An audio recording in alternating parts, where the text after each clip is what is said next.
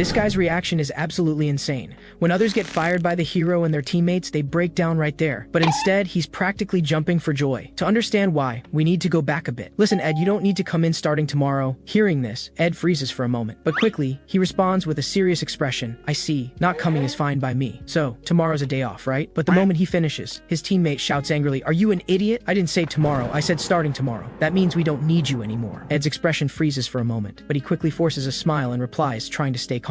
Come on, you must be really drunk to joke about something like this. At this, his teammate responds coldly, it's not sudden at all. We've discussed it several times when you weren't around. This is a decision from all of us. This statement makes Ed panic instantly, and he looks toward the other teammates. A decision from all of you? Wait, didn't we promise to defeat the Demon Lord together? Lord Hero, you're joking, right? No, this time I'm serious. Listen, Ed, you truly are a talented person. That's why I invited you to join the team, and everyone welcomed you. For a while after you joined, you've been a huge help and taught us so much. Feeling there might still be room to turn things around, Ed interjects then, but before he can finish, the hero's voice cuts him off. But look at what you've become lately, slacking off in your assigned work, going through the motions during training time, while everyone is constantly finding ways to improve for future battles. But you're still stuck at the level you were at when you joined. Even so, we believe that someday you'd regain your motivation and return to your active self. But our patience has its limits. Hearing this, Ed lowers his head dejectedly. I see, then yes, Ed, you've been expelled from our hero's party. With those words, the atmosphere instantly becomes heavy, just as everyone thinks Ed will leave in dejection. A mysterious smile appears on his face. At the same time, a long-absent voice echoes in Ed's mind. Conditions confirmed. 10 minutes until return. Hearing this, Ed can no longer suppress his joy. I finally don't have to pretend anymore. This absurd reaction leaves his teammates completely stunned and worried. What's wrong with you? Did the shock of being fired break your brain? But the response they get is, no,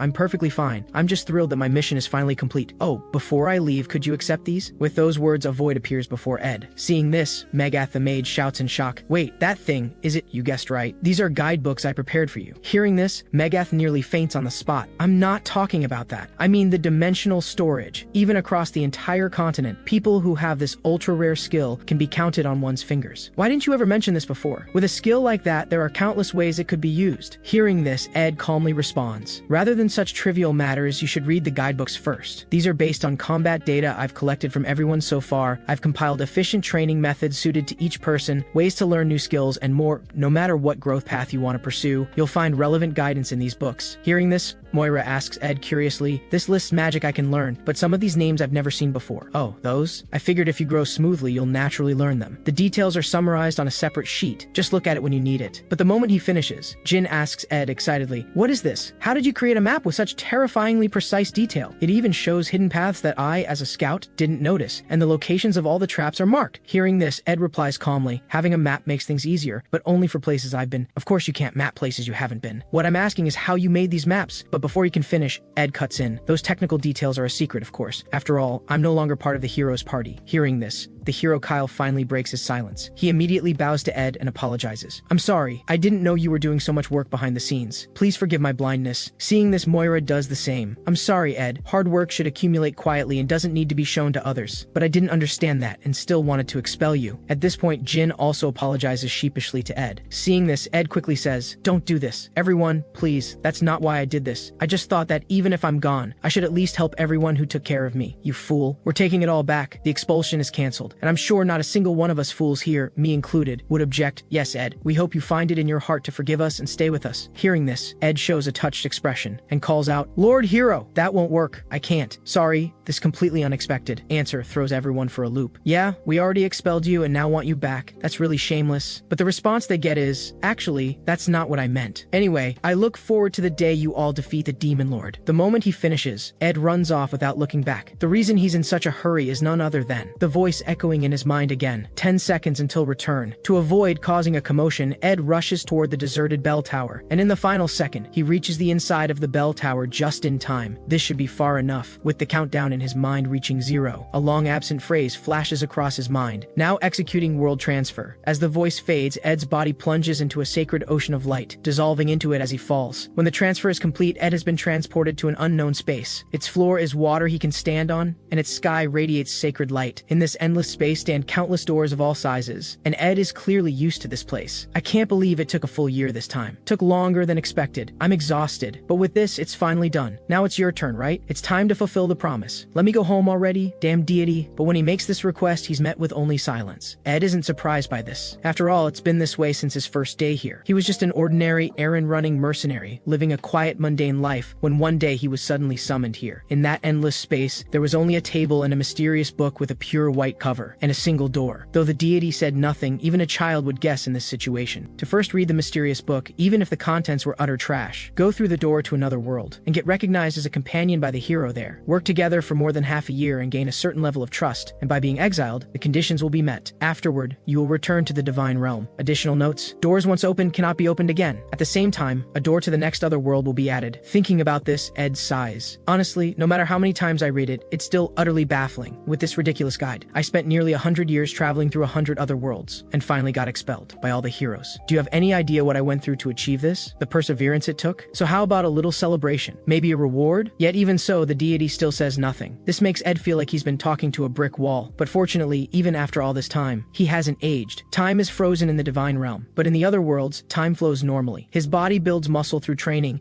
and gains weight from overeating. However, the moment he returns to this pure white space, all those changes are reset, restoring him to the state he was in when he first arrived. That is to say, I've traveled through 100 different worlds with the body and mind of a 20-something, experiencing a century of adventure. Basically, an immortal young guy. Actually, if I went back as a 100-year-old man, probably no one would remember me, not just those fools, probably not even Mom. Thinking this, Ed can't help but smile bitterly. It really was a long and unforgettable journey. So that's enough, right? Everything's done. Now it's your turn to keep your promise. Let me go home. With those words, the crystal on the table suddenly shines with brilliant light. As always, every time Ed gets expelled from another world, the crystal grants him some mysterious new ability, and he freely calls these powers exiled skills. The guidebooks and maps he made for the heroes earlier use these abilities. The only reason someone as ordinary as him could hold his place in the heroes' party was entirely thanks to these powers. So this is the reward for completing everything? Well, I don't really care, but since it's being offered, might as well take it. Thinking this, Ed places his hand on the crystal. The next second, an unknown power flows through his arm straight to his brain. When everything settles, Ed has learned a completely new ability. He mutters, "Seriously? Another incredible ability. But this is the first time I've seen a one-time use skill, and this is the kind of thing too precious to use until the very last moment, isn't it?" But the moment he finishes, Ed is shocked to discover something in the distance he's never seen before. The space is wavering. Did another door appear? No, wait. Every new door has always appeared next to the previous one, never in the opposite direction. Could that be? At that thought, Ed rushes to the door and checks the number. It clearly reads 000, a number before the beginning, so this is the door to my original world. If I open this door, I should be able to return to where I was born, the world I've longed to return to for 100 years. Ed suddenly realizes something's wrong. Wait, 100 years? Time flows normally in other worlds, so 100 years have passed in my original world too. If that's true, won't my friends and family be long gone? At that realization, Ed cries out to the deity in a panic. I've given 100 years of my life to you. It wouldn't be an exaggeration to say you robbed me of that time. I couldn't understand the reason, the purpose, or even the meaning. I just kept doing the labor forced upon me. We've come this far. At least respond to me. Or do you want me to use that skill I just got right here? That's my reward for clearing everything. You can't mess with people like this. But no matter how much Ed shouts himself hoarse, the deity still says nothing. Just as Ed is about to give up, suddenly a book falls from the sky. Do you want me to read it? Ed can only reluctantly flip through it. The number marked on the door shows how much time has passed in that world since you left. Seeing this, Ed quickly looks at the door. I can't believe there's actually such a string of numbers, and they're nothing but zeros. Does it connect to the very moment I was imprisoned here? Can I return to that day, that place? Thinking this, Ed eagerly grabs the door handle, but he finds it won't open. Just as he's puzzled by this, another book suddenly falls from the sky. What the heck? Another book? But when Ed reluctantly opens it, there's actually a key inside, and there's also a note that reads Complete Exile Commemoration. Seriously? A commemorative item for something no one would want to commemorate? Using this key, you can open a door to any other world you visited once and visit it again. Also, the return condition doesn't require being expelled. Just use this key on any door in that world and you can return here. Afterward, the key will disappear and the door to world 0000 will open. Finally, why not visit a world you've been to and witness its conclusion with your own eyes? Damn it, I don't want to see that. What is this? You won't let me return to my original world unless I visit another world first? If the return condition involves getting expelled again, I'm going to lose it. But it says I just need to use the key on a door over there to come back. No big deal. So I just pick a random world, look around, and come back, right? Easy and simple. So which one should I choose? This one? That one? Or maybe this one?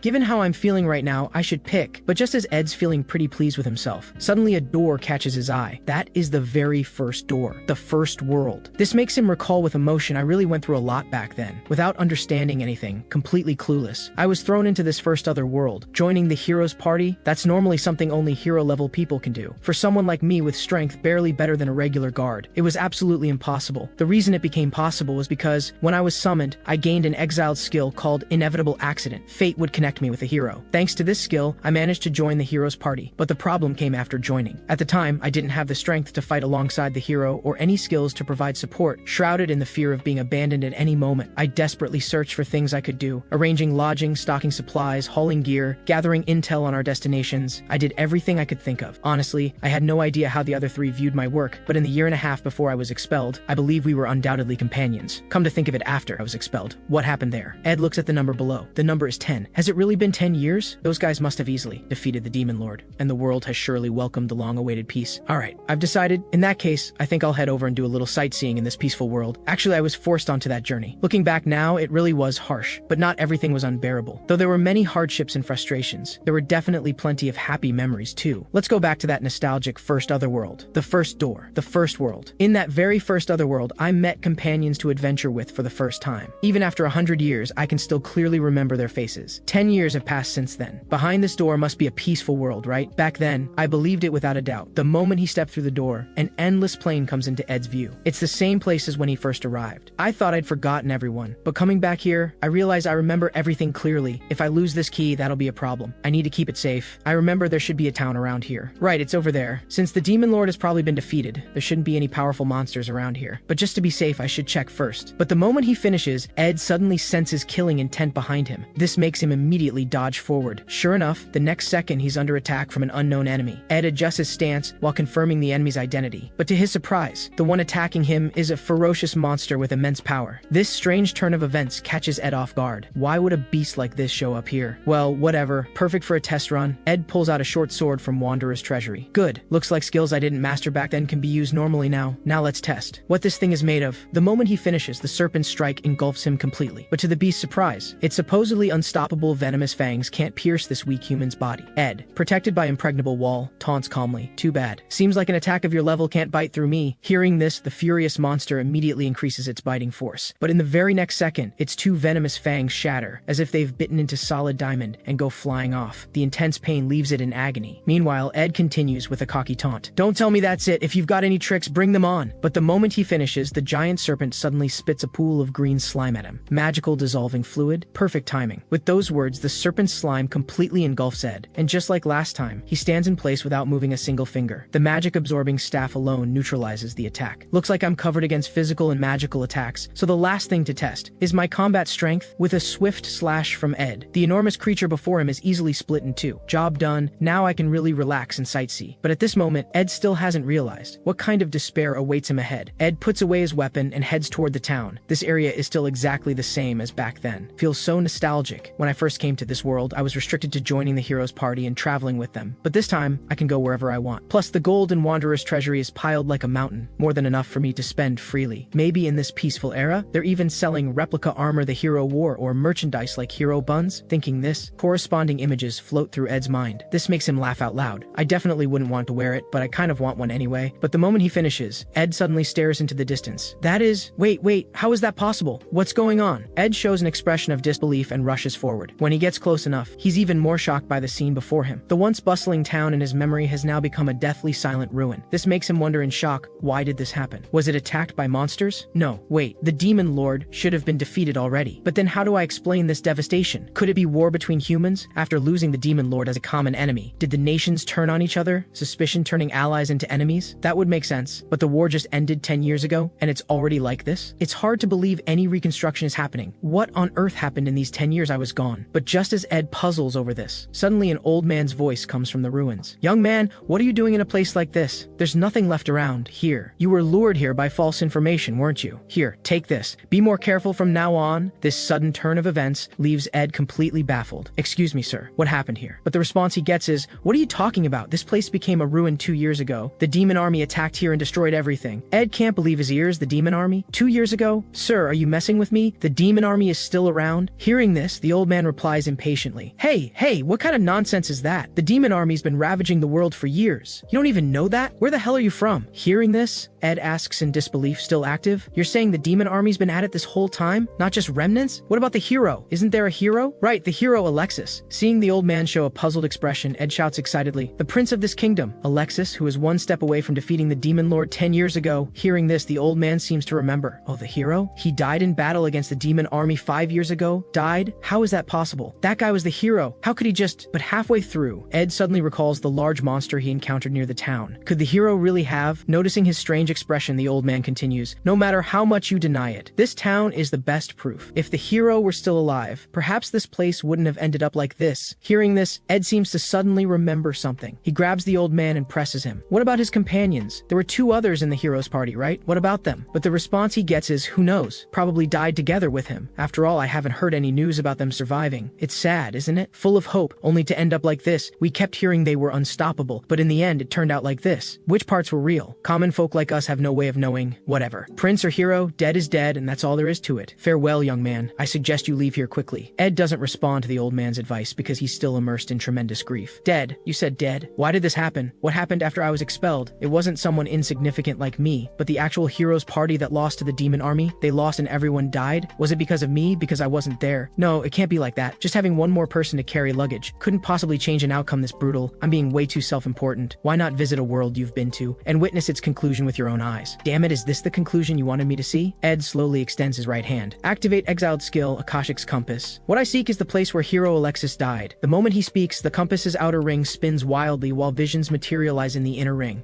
He's really dead. Is this direction the demon lord's capital? After a moment of silence, Ed murmurs weakly, where is Okasa, the monk's place of death? The same place as Alexis. So they died in battle together. What am I even doing? After finding their death locations, am I just supposed to go build graves for them? At this thought, Ed is on the verge of a breakdown and struggles to call out the last name. Tia. Where is Lunaria Tia's location of death? However, this time, Akashic's compass doesn't immediately point to a location. This anomaly immediately catches Ed's attention. He checks the information on the compass again. Could it be? At this thought, Ed immediately changes the command and exclaims with excitement, where is Tia Lunaria's current location? As he finishes speaking, Akashic's compass begins spinning wildly. With a pounding heart, Ed waits nervously for the result. Soon, a unique structure appears on the compass. Seeing this, Ed's hope reignites instantly. When the compass stops completely, Ed doesn't wait even a second. He immediately activates an exiled skill in the direction the needle points. Hermes dash. In an instant, Ed turns into a gust of wind. At an incredible speed, he begins sprinting. Right now, Ed has only one thought, to see Tia as soon as possible. For this, he even increases his speed further. Tia, she's still alive. However, while Ed is still immersed in thoughts of finding Tia, a large lake appears ahead, with a massive swarm of monsters at its center. To reach Tia as quickly as possible, Ed doesn't want to waste even 1 second. So instead of going around, he charges straight toward the lake's center and releases an exiled skill, Mirage Shift. He passes straight through the monsters' bodies. The effect lasts for an hour. During this time, Ed crosses mountain peaks, passes through freezing cold, and wades through scorching heat. He even steps onto the land of death. Shortly after entering the demon realm, Ed's exiled skill, Mirage Shift, wears off as its duration ends. But even so, Ed's speed shows no signs of slowing. Meanwhile, at the demon realm's forward fortress, pre-battle rallying is underway. Listen up, warriors. This expedition will add another ruin to those humans' lands. Our victory is near. March straight ahead. Destroy anything that stands in our way. But as soon as he finishes speaking, the demon commander suddenly notices something approaching in the distance. But while he's still puzzled, that thing has already reached the rear of the army. Before they can even react, the rampaging Ed plows through like an autumn wind scattering leaves, sending everything in his path flying. This absurd scene leaves the demon commander completely stunned. Even as Ed leaves the demon realm and heads to the next location, the demon commander still hasn't figured out what destroyed his army. Crossing half the planet, Ed finally arrives at a dark, dense forest, and now he finally stops, dragging his exhausted body. Ed slowly raises his right hand, then looks ahead. The structure shown should be right here. But just as he's about to go in and search for Tia, Ed suddenly realizes something awkward. Oh no, I should have brought some kind of gift! At this thought, Ed frantically starts rummaging through the wanderer's treasury. Is there anything that looks nice and presentable? Wait, is this an orange fruit? I'll go with this. After all, I remember Tia loves sweet fruits. This will do. After preparing the greeting gift, Ed walks straight to the treehouse and takes a deep breath. He's about to knock on the door, but at the last moment he hesitates. Wait a second. To Tia, I'm just a troublesome guy who got kicked out of the hero's party. If someone like that suddenly shows up, would she greet me with a smile? Forget it. I've already come all this way. How can I back down now? With this thought, Ed musters his courage and knocks on the door, then takes another deep breath, waiting for her to open it. But several seconds pass without a sound from behind the door. Assuming Tia hasn't heard, Ed gives the door a few more heavy knocks. Is anyone there? Finding no response, a wave of panic surges through him. Is she not home? But when he presses against the wooden door trying to catch sounds inside, Ed awkwardly discovers the door isn't even locked. This makes him even more flustered, and he hurriedly quickly explains. It's not what you think. I just wanted to open the door. I absolutely have no intention of trespassing. But as soon as he finishes, a familiar voice reaches his ears. Who is it? Who's there? This voice. Even after 100 years, Ed still remembers vividly. That golden hair shining like the sun, and those emerald eyes are so nostalgic. Ed stands frozen for a moment. Meanwhile, the drowsy Tia sees his face clearly and murmurs in disbelief. Am I still dreaming? Hearing this, Ed snaps back to reality. He slowly calls out her name. This makes Tia instantly realize she's not dreaming. Ed? Is it really Ed? Yes. Long time no see, but before Ed can finish, Tia eagerly rushes toward him. Everything is just like 100 years ago. This sudden scene catches Ed completely off guard. But unlike his expression, Tia is so excited she keeps shouting Ed's name. Ed hurriedly says, wait, calm down. You're way too close. This is a bit too much. But the response he gets is, it's really Ed. I never thought I'd see you alive. Hey, you're overreacting. Talking about seeing me alive is way too dramatic. To this, Tia says with teary eyes, it's not dramatic at all. As a member of the hero's party, you were quite famous, but we couldn't find any news about you after you left the party, so I thought. Hearing this, Ed quickly says, I'm sorry, I didn't mean to worry you, it's just, think about it. Being kicked out of the hero's party doesn't sound very honorable, right? So I changed my name and went to make a living in another country. Though Ed says this, in reality, 10 minutes after being kicked out, he was transported back to the divine realm. But Tia doesn't really care where he went before, because right now what matters most is that Ed is safe and alive. Ed, I'm so glad you're safe. Now that I can finally relax, I feel like I might collapse. Hearing this, Ed can't help but complain to himself that he's the one about to collapse, all while gently settling Tia into a chair. That's when Tia spots the fruit on the floor. Her eyes light up. Are these orange fruits? How are there so many? After hearing their gifts Ed brought, Tia says with regret, I'm happy you brought gifts, but there's no bath in this house. A bath? Why would you specifically need to go to a bath to eat them? But the response is, Ed, orange fruits are meant to be cut into several pieces and put in bathwater. They release a wonderful fragrance and make your skin smooth. Hearing this, Ed immediately says with exasperation, you can eat these straight up, and they're sweet. I'm not kidding. Come on, just try one and you'll see. I'll cut them for you right now. Just wait, they'll be sweet for sure. Tia can only sit there obediently, still a bit skeptical as she waits for him. But during this time, Tia suddenly notices something strange. By the way, Ed, why is your clothing in such tatters? This? Well, naturally, it's because I was desperate to see a certain young lady who happens to be an old friend of mine. So I pushed myself a bit and rushed over from the other side of the world. Hearing this, Tia chuckles. Ed, what are you going on about? What? I worked really hard. I flew right over. Hearing this, Tia shows a touched expression, but soon she stands up and climbs the stairs. I'll change my clothes first. Ed, take your time. While agreeing, Ed can't help but think. So that was sleepwear, but while his imagination starts to run wild, Tia suddenly pokes her head out and says playfully, does Ed want to change clothes together? Not a chance. This familiar feeling makes Ed feel like he's back 100 years ago, when they adventured together. Back then, having no luck with women, he was unsettled several times by Tia's casual touching, or getting so close he could feel her breath. By the way, is this Tia's home? After looking around, Ed's gaze finally lands on the dining table. Even though she lives alone, there are 4 chairs, and after opening the bedroom curtains, 3 neatly cleaned beddings come into view. At the sight of them, a wave of inexplicable sorrow washes over Ed. Tia has been alone, waiting for teammates who can never return. But while he's thinking about this, a voice suddenly reaches his ears. Ed, sorry for the wait. Hearing this, Ed is nearly scared out of his wits. He hurriedly explains, it's not what you think. But halfway through, his gaze is caught by her outfit. Tia's cheeks are flushed. Her bashful expression makes her already stunning beauty even more radiant. What do you think? It's not weird, is it? Ed doesn't respond to Tia's words. Right now, his mind is consumed by why she's wearing the exact same outfit as back then. The fact that she's in full adventuring gear indoors makes zero sense to him. Is Tia on her guard against me? Then again, it stands to reason, someone who's been missing for 10 years suddenly showing up at her door? She'd be right to think I have ulterior motives. But while he's thinking, Tia suddenly calls his name. This startles Ed. What is it? But the response is, take it off. This instantly flusters Ed. But when he actually takes off his clothes, Tia opens a sewing kit and starts mending. It's really not sour. These are orange fruits. Hearing this, Ed immediately responds, of course it's true. If you think it tastes bad, I'll agree to any request you make. Okay, it's settled then. Feed me. Hearing this, Ed immediately says awkwardly, why? Just eat it yourself. But the response is, I'm mending Ed's clothes right now. I can't free my hands. Oh, I wish someone would feed me. Under Tia's coaxing. Ed finally surrenders and does as told. But unexpectedly, after eating the orange fruit, Tia immediately says, so sour. Seeing her expression almost in tears, Ed panics. No way. Did I just happen to pick a sour one? That can't be such a coincidence. Thinking this, Ed carefully puts an orange fruit in his mouth. It's clearly very sweet, miss. At this moment, Tia can't help but burst out laughing. I say, Miss Tia, at your age, playing such childish pranks isn't appropriate, is it? It's just once. What's the harm? Didn't we used to play like this often? That's complete nonsense. I was the only one getting teased. Oh, come on. I adored you so much. After their familiar banter, Ed can't help but sigh. Even after 10 years, Tia hasn't changed much, though Tia looks even younger than him. She's actually over 100 years old. Perhaps to her, this behavior is just playing with a child. So Ed desperately tries not to have strange thoughts. And this judgment was confirmed in an unpleasant way at the last moment. Thinking this, Ed says half-jokingly, instantly, just what I'd expect from the woman who kicked me out of the hero's party. But as soon as he says this, Tia's smile vanishes from her face. This makes Ed immediately realize he said the wrong thing. I didn't mean it like that. I never hated Tia or held a grudge about that. I was just reminiscing and feeling a bit sentimental. But as soon as he finishes, Tia says, I'm sorry. This makes Ed even more flustered. I really didn't mean it like that. That was my fault. Please forgive me. But the response is, but Ed, you came here to blame me, didn't you? That's why you came all this way. Because only I survived. Seeing the usually cheerful Tia show such a guilty expression, Ed doesn't know how to comfort her for a moment. After thinking it over, Ed can only ask Tia, can you tell me what happened after I left the party? After a moment of silence, Tia slowly says, after you left, we immediately started looking for someone to replace Ed, but progress wasn't smooth. By the time you left, we were already very close to the front lines between humans and the demon army, so those who applied only wanted to fight alongside us to earn glory. But what we needed was someone who could fully manage the supplies so we could focus entirely on combat without worries, so we couldn't work with anyone who ignored the supplies and jumped into battle on their own. We went through about 6 people, and every single one quit right away. In the end, we hired a professional porter, but even that person only lasted 3 months before leaving. Hearing this, Ed immediately says with surprise, forget about those slackers, but why would a professional porter quit? But the response is because that person could only carry supplies. Ed, besides carrying supplies, you desperately did all sorts of things. Cleaning, laundry, arranging accommodations, and cooking for us. Hearing this, Ed remembers how weak he was back then. To avoid being kicked out of the party, he worked desperately to prove his worth. At this time, Tia continues, we all take Ed's hard work for granted, so when we finally get a new guy, Alexis asks him to do all the same stuff. But after hearing it, that person angrily said, my job is only to carry supplies, not other chores. If you have such needs, hire professional servants or errand runners. After hearing him say this, Alexis said, then get lost. Hearing this, Ed can't help but think, if you're using me as the benchmark, no wonder the porter is angry. Just as the thought crosses his mind, Tia's voice reaches Ed's ears once more. He must be so overwhelmed by everything that he can't even keep his cool. It's only then that we realize just how important you are. The very person we kicked out. But at this point, Tia suddenly pauses and grits her teeth hard. After a moment of silence, she continues, her tone growing heavier. From then on, no one was willing to take the job. Then, just when we had reached our lowest point, someone approached us. He said he was willing to do both carrying supplies and chores. So Alexis gladly accepted him. Okasa and I also welcomed him warmly. And so, we could finally resume our activities. That person worked incredibly hard too. After a long time, the 4 of us finally crossed the magic mirror, but when we emerged from the deep forest and reached the demon lord's domain, the demon army was waiting as if they knew we'd come. Though we had a premonition and were prepared, at this critical moment, that person ran away. The porter took all our prepared recovery potions and magic tools, covered in a blue light, and vanished without a trace. Tia's words deeply shock Ed. You said light? Could it be a transfer crystal? To this, Tia confirms, yes. To retreat to the capital in an emergency, we prepared crystals for everyone. Those crystals trigger automatically as soon as they break. Since it would be quite a hassle if they shattered by accident during a fight, we left them all in that person's care. Hearing this, Ed immediately exclaims angrily, what the hell? He just got scared and ran off by himself? No, wait, if that guy could cross the magic mirror with the hero, would he really flee at this point? Or was his goal the supplies from the start, so he took the chance to betray you, waiting for the right moment when the hero's party was desperate? Thinking this, Ed seems to have guessed the answer. This silences him. Meanwhile, Tia continues, I don't know, but things had come to this point. We could only push forward. But while we were locked in fierce battle with the demons, a massive swarm of monsters suddenly emerged from the magic mirror behind us. Caught between 2 forces, we quickly fell into a disadvantage. Total annihilation was just a matter of time. But actually, to avoid this worst-case scenario, a transfer crystal was hidden within Alexis's armor, right over the heart. No matter the cost, we had to ensure the hero's absolute survival. This was so the world wouldn't lose hope. As long as the hero lived, people would have the courage to keep fighting. So go. You're the hero chosen by the gods and the prince of a great nation, and the person we're determined to follow to the end. After making her final farewells, Tia planned to sacrifice herself to buy time for the hero to transfer. But at this critical moment, Alexis placed the crystal in her hand. I'm sorry, Tia. Abandoning my companions to save myself. A hero can't be so disgraceful, right? With these words, Alexis crushed the transfer crystal. In the next instant, Tia's vision was engulfed in an azure light. Though she struggled desperately to break free from the teleportation spell, it was futile. She could only watch helplessly as her teammates gradually disappeared from her sight. Tia still can't forget Alexis's expression and his words, live on. By this point, Tia is already in tears, while Ed stands there with a look of sorrow. At the very end, he casts aside his duty as a hero to choose dignity instead. To be so unapologetically and utterly wrong. It's just like you, isn't it? But Alexis, you're not the only one who couldn't abandon companions to survive. Ed can hardly imagine Tia carrying such a heavy burden. How much inner torment has she silently endured all by herself during these 10 years? After leaning on Ed for a while, Tia finally calms down. But after thanking Ed, she falls silent again. Watching Tia's lonely figure, Ed's heart feels mixed emotions. While he's thinking about how to comfort her, Tia slowly says, after that, I was transported to a secret room in Redoran City. When they discovered it wasn't the hero who transferred back, everyone immediately questioned me. What happened to the prince? Why are you here? Did you steal Lord Alexis's transfer crystal heal and escape? While I was immersed in grief with my mind completely blank, a voice pulled me back to reality. Lunaria Tia, speak! What happened to my son? After that, I told them everything that happened. Upon hearing the news, the king was grief-stricken, yet he did not take it out on me. Instead, he told me to go live quietly in the border region under a new identity. The hero's party would be officially recorded as having perished after crossing the magic mirror. Hearing this, Ed immediately shows a surprised expression, but he quickly calms down. Given the situation at the time, this was indeed a proper decision. Between the world's future and his companions' lives, the hero chose the latter. That resolve is very much like him, but as a hero, it was utterly wrong and would be condemned by all. And the person he went to such lengths to save was just a companion who could be replaced. Choosing to respect his son's final wish, the king, while Ed is still reflecting on this, Tia continues, because of this, I couldn't participate in the 3 subsequent magic mirror expeditions. Hearing this, Ed can't help but repeat, expeditions? This makes Tia immediately look puzzled. You don't even know about these? Just how remote was the country you went to live in? To rescue Alexis, the Allied forces dispatched armies 3 times, even knowing the armies couldn't cross the magic mirror. Without the hero, everyone could only take desperate measures, and all 3 expeditions ended in failure. By the way, I never told anyone I lived here.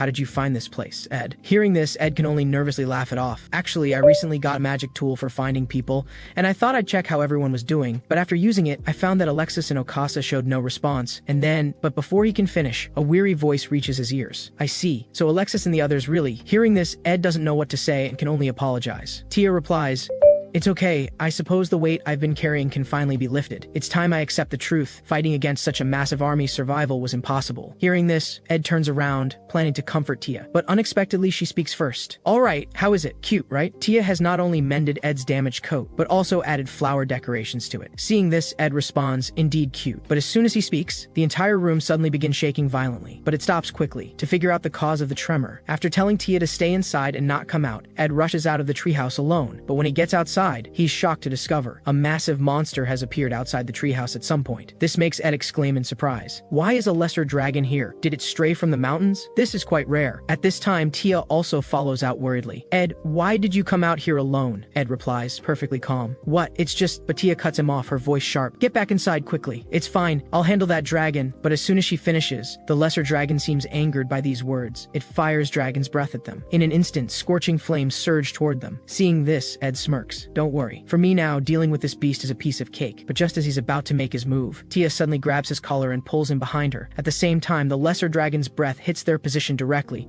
erupting with a thunderous roar that echoes to the heavens. But when the smoke clears, they're both unharmed. Seeing this, Ed murmurs, water wall. At this moment, Tia slowly says, I won't let anyone die anymore. Ed, I'll protect you. Ed also hears Tia's chanting. Winds of swift thought, blade of emerald moonlight, coalesce into radiance pure, 6 pairs of spirit wings from 3 directions descend, gather, intertwine, enchant, and whirl. By the name of Lunaria Tia, manifest. Triple blade frenzy. As the incantation ends, 3 incredibly sharp blades appear before Tia and effortlessly slice the lesser dragon into 3 parts. Such incredible power leaves Ed completely dumbfounded. This makes him immediately shout excitedly, wow, 1 hit and it's done. That's amazing, Tia. That sharpness is incredible. How strong have you become in these years since I left? Forget the dragon scales, even the bone cross sections are so clean. While he's rambling excitedly, Tia suddenly calls his name. Ed, please run away from here quickly. Only now does Ed notice Tia's expression seems off. Seeing this, he hurriedly turns around and asks, Tia, what's wrong? And through her palm, Ed discovers Tia's entire body is trembling and she's gasping weakly. Wait, what's with your hand? And why tell me to run? But the response is, I planned to look cool for you, but it seems I overdid it a bit. I'm fine now. Though she says this, Ed is still worried. You look completely exhausted no matter how I look at it. Tia quickly denies this. No,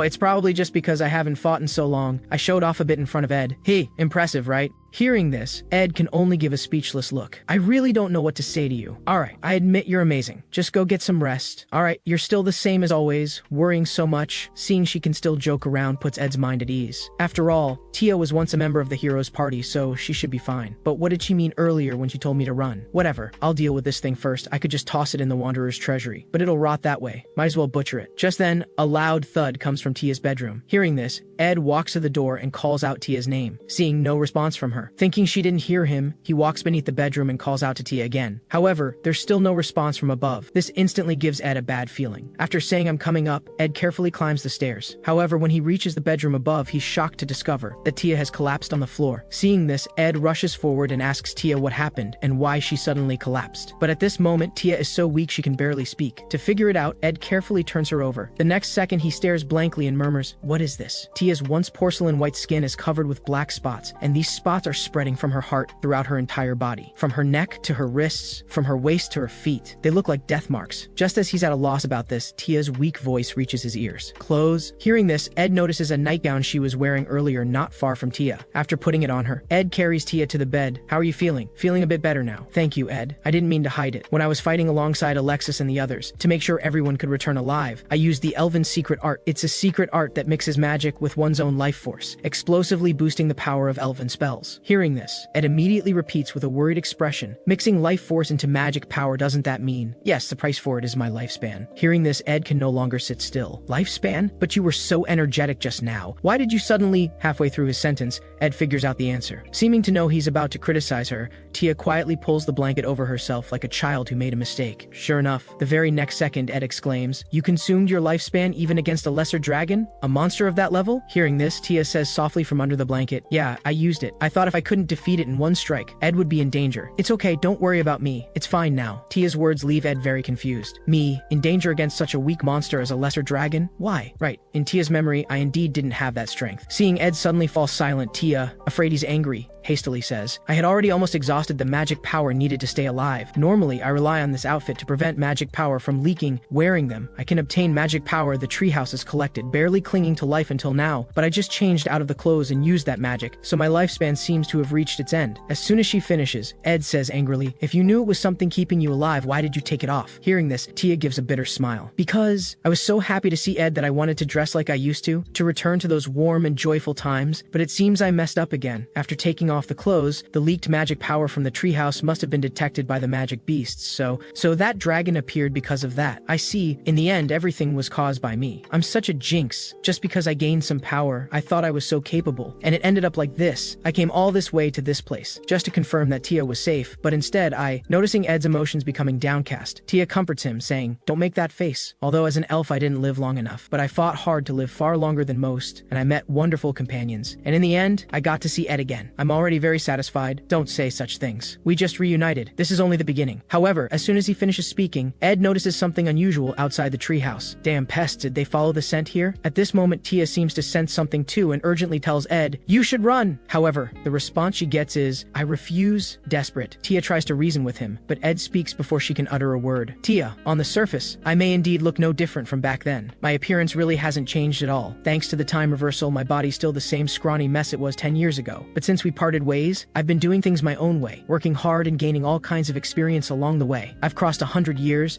traveled through 100 different worlds, constantly experiencing adventures you can't imagine, meeting people, saying goodbye. My whole being is different from back then. I'm strong now. So, Tia, this time let me protect you." With these words, Ed walks out of the treehouse alone. He looks down at the countless magic beasts surrounding them. Tia's weak voice reaches his ears again. "No, Ed, there's no need to throw your life away for me. Please run." Hearing this, Ed turns back with a smile. "It's fine. I won't let Tia be alone again. I promise." Even in such a desperate situation, Tia still wants to protect me even now. What have I been doing all this time? Even if I wipe out all these magic beasts, my companions' lives and Tia's lifespan can never come back. I understand this, even though I understand, even so, but this kind of ending, how could I possibly accept it? Whether it's a miracle or whatever, if I could go back to that time with who I am now? As Ed's rage continues, the area outside the treehouse becomes a sea of carnage. The large number of high-level magic beasts that gathered are completely annihilated in an instant, leaving Tia stunned. At this moment, Ed seems to suddenly think of something. Wait, that's not right. A miracle? Now that I think about it, the final reward I obtained in the divine realm, using that exiled skill that can only be used once, perhaps I can exchange it for a miracle and rewrite this tragic ending. Did Tia specifically call me to your room for something? However, as soon as he finishes speaking, Ed is shocked to discover that Tia is changing clothes at this moment. After their eyes meet, a scream immediately rings out from the room. Just like that, Ed is unsurprisingly treated as a peeping Tom and interrogated. "I'm so disappointed in you. I never thought Ed would do such a thing. I'm sorry, but I can no longer travel with you." Watching Ed's dejected back, Alexis then asks Tia, "Is this really okay? Going through so much trouble just to drive away dead weight?" However, the response he gets is, "This is perfect. If I don't go this far, Ed will definitely keep following us. With the final battle against the demon army approaching, I no longer have the ability to continue protecting him. Doing this will definitely make him hate me. Even knowing that, I still hope that Ed will survive and see a peaceful world." As the memory ends, a familiar voice reaches Tia's ears. "All done. See, I protected you, Tia. Ed, you're actually actually this strong? However, the reply she gets is, not bad. After being kicked out of the hero's party, I did some retraining. Hearing this, Tia responds, I see. After hesitating for a moment, Tia calls out Ed's name with a heavy heart. Perhaps you have a way to take me to the other side of the magic mirror? If possible. If you think it's not possible, that's completely fine too. Noticing Tia's anxiety, Ed responds right away. What are you talking about? Such a small matter? Don't worry, leave it to me. Even if it's the end of the world, as long as you want to go there, I can easily take you. At this point, Ed won't ask what's there, because even without asking, he already knows. Right now, there's only one thing he wants to do, and that's to fulfill Tia's wish. With this goal in mind, Ed also carries the weak Tia on his back toward the demon realm, although reaching there requires passing through the incredibly dangerous magic mirror. Nothing ahead can stop Ed at this moment. After traveling for some time, the two step into the demon lord's domain. Seeing this, Ed immediately asks Tia, is this far enough? The response he gets is, yes, put me down. Alexis used a transfer crystal on me right here. I never thought I could come back here. This is all thanks to you, Ed. Thank you. Alexis, Okasa, can you see? It's Ed. Ed brought me here. Ed has become incredibly strong. He even crossed the magic mirror that gave us so much trouble in just one night. Ed right now might even be stronger than you, hero Alexis. Ed, do you remember when we expelled you from the party? After receiving confirmation, Tia lowers her head and says, I've been thinking all this time. Back then, I truly didn't want the weak Ed to die, but the truth is I was just too cowardly and couldn't trust Ed. That's exactly it. The ED I thought needed protection became strong enough to protect me. If I hadn't meddled and driven Ed away, maybe everyone could have seen it together. The era of peace after defeating the demon lord, seeing such a sight together. Ed wants to tell her not to worry so much, but Tia calls out his name first. Ed, thank you for bringing me here. I wish I could help you fulfill your wish too. Don't worry about it. My wish is about to be fulfilled. Tia grasps Ed's hand and says softly, Ed, do you have any wishes for the future? After thinking for a moment, Ed also reveals a long-held wish of his. Let's see. I'd really like to head home for the first time in ages. Really? I'd like to see your home too, Ed. Then come. My mom would definitely welcome you. Really? Definitely. Oh, right. I'll need to buy some local specialties to bring back. Get a bow for dad, some nice clothes for mom. Gotta pick good ones. But once word gets out that I've returned in glory, I'm sure some fools will try to claim connections. I'll introduce you to them too, Tia. And yeah, with exiled skills, I can basically do anything. Defeat magic beasts, then become a noble with those achievements. That way, someday I can become the lord of a city or even a country. So, at this point, Ed stops, because he knows Tia has already left him. This was their reunion after 100 years apart. There were still so many things he wanted to say to her. He still wanted to see that happy smile of hers again. But now it has all vanished like a bubble that can never be realized. Why is this the ending? Those dreams that once shone with golden brilliance now faded in Ed's eyes. There's only one thing he truly wants now. This was all part of your calculations too, wasn't it? Toying with me for 100 years. So this ending was specially arranged for me too, wasn't it? That's why you damn well gave me this skill, isn't it? You win this time. I'll do as you wish. I'll keep dancing in the palm of your hand. So you must grant my wish too. Whether it's the past or the future, take everything from me. The final exiled skill. The one-time right to make a request. With these words, a dazzling radiance shines from Ed's body, as if carrying his wish to the divine. It pierces the sky and reaches the heavens. Soon this light transforms into countless stars, turning the pitch-black night into daylight. Even if he bets everything he has, Ed will reclaim that smile at all costs. At the same time, a young man slowly opens his eyes and says in surprise, where is this? Chairs and a table. Is this indoors? No, that's not right. Everything else I see is completely white. Am I dreaming? No way. This isn't a dream. What is this place? Why am I here? Was I kidnapped while I was asleep? Or have I already died? Wait a minute. Calm down first and organize the information. Today's task was to drive away the beasts destroying the fields. After completing it, I went to eat. In the afternoon, I went to the nearby forest to destroy its nest. And after that, there's nothing. Speaking of which, what is this thing? A door? However, just as the young man is puzzled by this, a dull thud suddenly comes from behind him. This nearly scares him to death. What the hell is it this time? A white book? After hesitating for a moment, the young man picks up the book and starts reading. I see, so I've been exiled from my original world. If I want to return, I have to go to the 100 different worlds connected to this place. Join heroes' parties, then get expelled by every single party before coming back here. So that's how it is. What is this nonsense? Even a complete idiot wouldn't fall for this. Besides, why is the condition to get expelled? And I have to team up with heroes? Who am I to deserve that? A mere odd-job mercenary hanging out with them as equals? As soon as he finishes speaking, the young man is shocked to discover that the crystal ball on the table begins to emit a dazzling light. Is this it? Just touch it and gain a convenient ability? That's what the book says, but no matter how I look at it, this seems very suspicious. I just want to go home. Whatever, there's no other option right now. Might as well try anything at this point. I'll touch it, okay? However, when the young man places his hand on the crystal ball, he feels something entering his mind. I see. It's called Inevitable Accident, an ability to encounter heroes. I have to say, this ability is pretty useful. With just this, however, at this moment, unknown memories suddenly surface in the young man's mind. This leaves him very confused. Who was that just now? No, wait, it feels like I've seen them somewhere before. However, as soon as he finishes speaking, the crystal ball on the table emits dazzling light once again and reconnects with the young man. Along with it comes a massive amount of information that floods directly into the young man's mind, like a torrent. Is this memory, or is it a record? Whose is it? Wait, could this be mine? Being expelled by people I've never seen in worlds I've never been to. Memories of 10, 20, 40, 80 worlds. I can't make it stop. If this continues, my head is going to explode. The memories and power will overflow and burst me apart. However, just as the young man is about to reach his limit, a voice appears in his mind. Don't give up. This way, even the past can be changed. At this moment, another voice surfaces in the young man's mind, one both unfamiliar yet nostalgic. Ed, do you have any wishes for the future?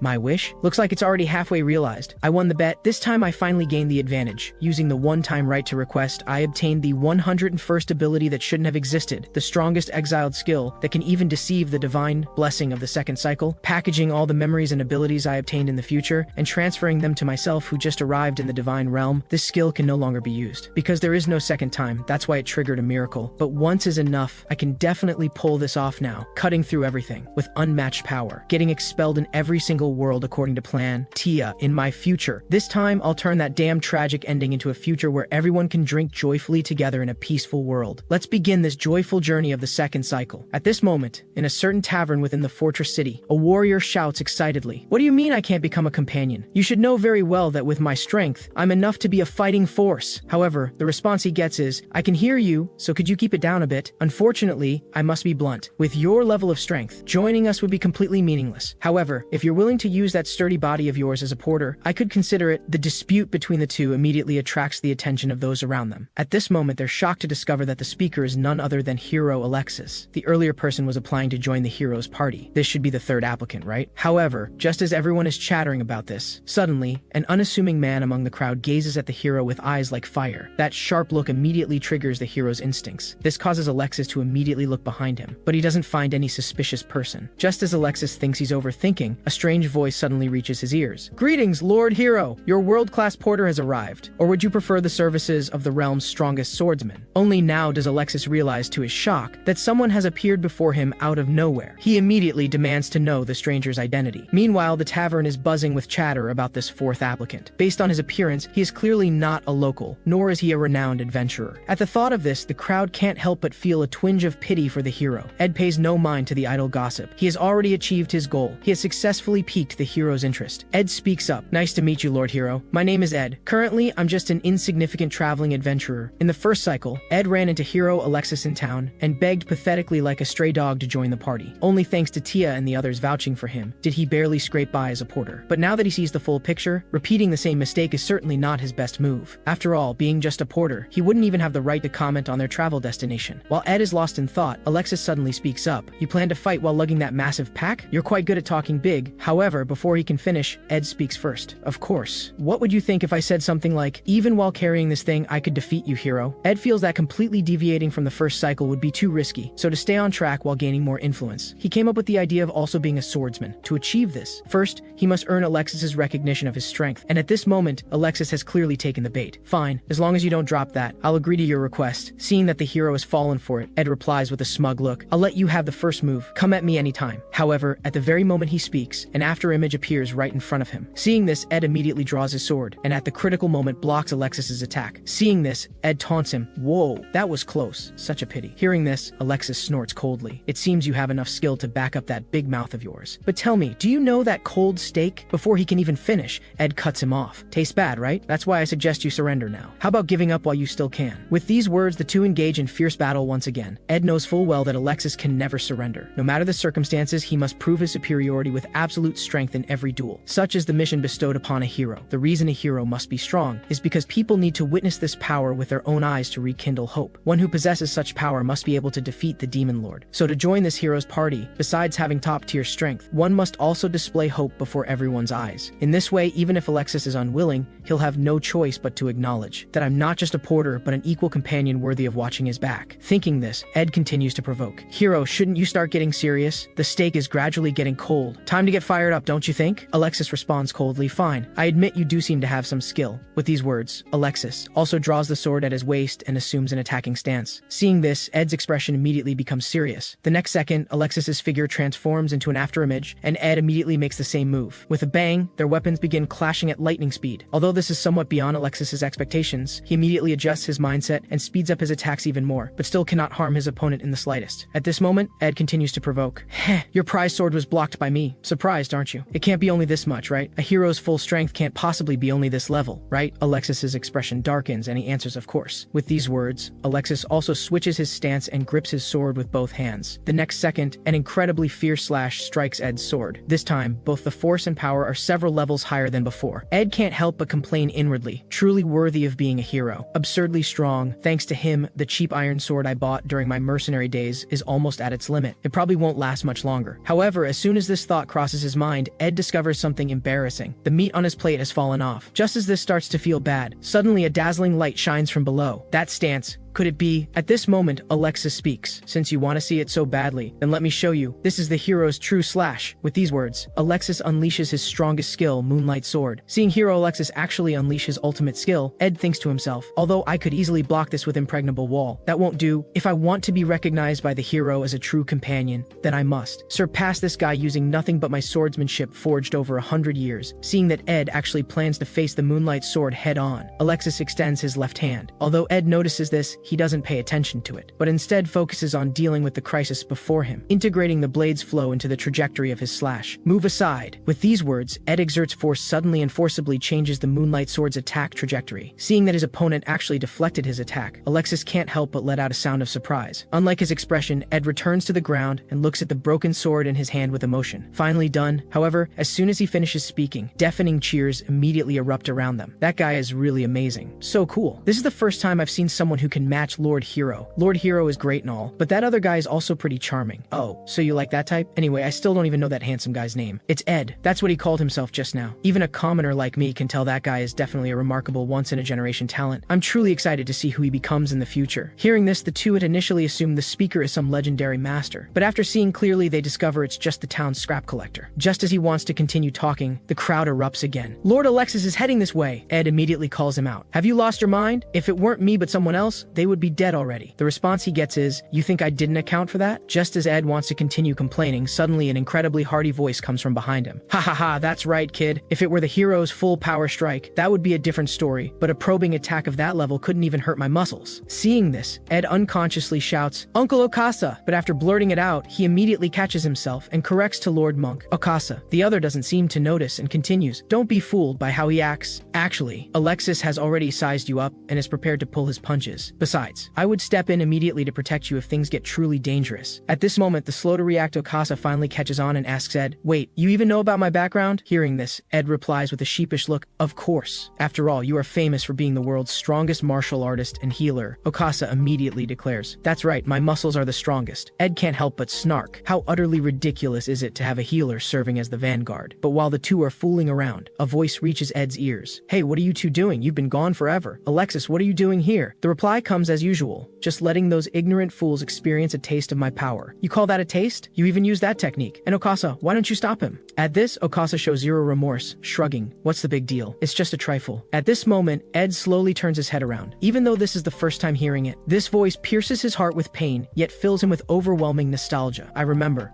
everything. Her voice, her face, her name, everything about her. While Ed is still dazed by this, a familiar voice reaches his ears. Are you okay? Are you hurt? I'm Lunari Tia, an elf and a spirit user. I'm currently traveling with hero Alexis and Okasa. Hearing this, Ed snaps back to reality and introduces himself. Hello, I'm Ed. I'm a swordsman and also a porter. However, when Tia calls out his name again, the joy of reunion makes tears flow uncontrollably from Ed's eyes. I really wanted to see this smile again. This sudden scene catches all three completely off guard, with Tia taking it the hardest. Wait, Ed, why are you crying? Did I do something wrong? Or Alexis, what exactly did you do? The reply comes, can you stop being unreasonable, Tia? I didn't do anything special at all. If I had to say, perhaps my very existence is special. Hearing this, Tia can't help but retort, there you go again, saying things nobody understands. At this moment, Ed comes to his senses and hurriedly explains, it's not like that. I was just so moved that you all, the famous heroes party, called me by my name. I got a little carried away and teared up. Hearing this, Tia replies with a guilty expression, so you mean, it really is my fault? I'm sorry, how can I make it up to you? The reply comes, well, if it's okay, could you call my name one more time? This surprises Tia. Call your name again? That's no problem. Tia calls out Ed's name once more. To her surprise, after hearing this, the young man before her wears a blissful smile. This makes her let out a laugh as she teases, "Ed, you really are an interesting person. Just having your name called makes you this happy." While the two are talking, the silent Alexis suddenly speaks up. "It's perfectly understandable if you want to cry. Look at this. If the pack you're meant to protect is in this state, you have no place as our companion." Following the direction of Alexis's finger, Ed discovers in dismay his stake has somehow been split in two, meaning his entrance exam has failed. Hearing this, Tia immediately questions Alexis anxiously. "You're not going to let Ed join the party? He's so strong that even you have to get serious." Hearing this, Alexis replies with a sheepish look, "Who's getting serious?" To that, she fires back, "I wonder who just busted out their ultimate move." The moment she says this, everyone around chimes in agreement. To this, Alexis snorts coldly. "Then let me ask you, why are you so insistent on bringing him into our party? You should know very well we have enough combat personnel." The reply comes, "I just feel somehow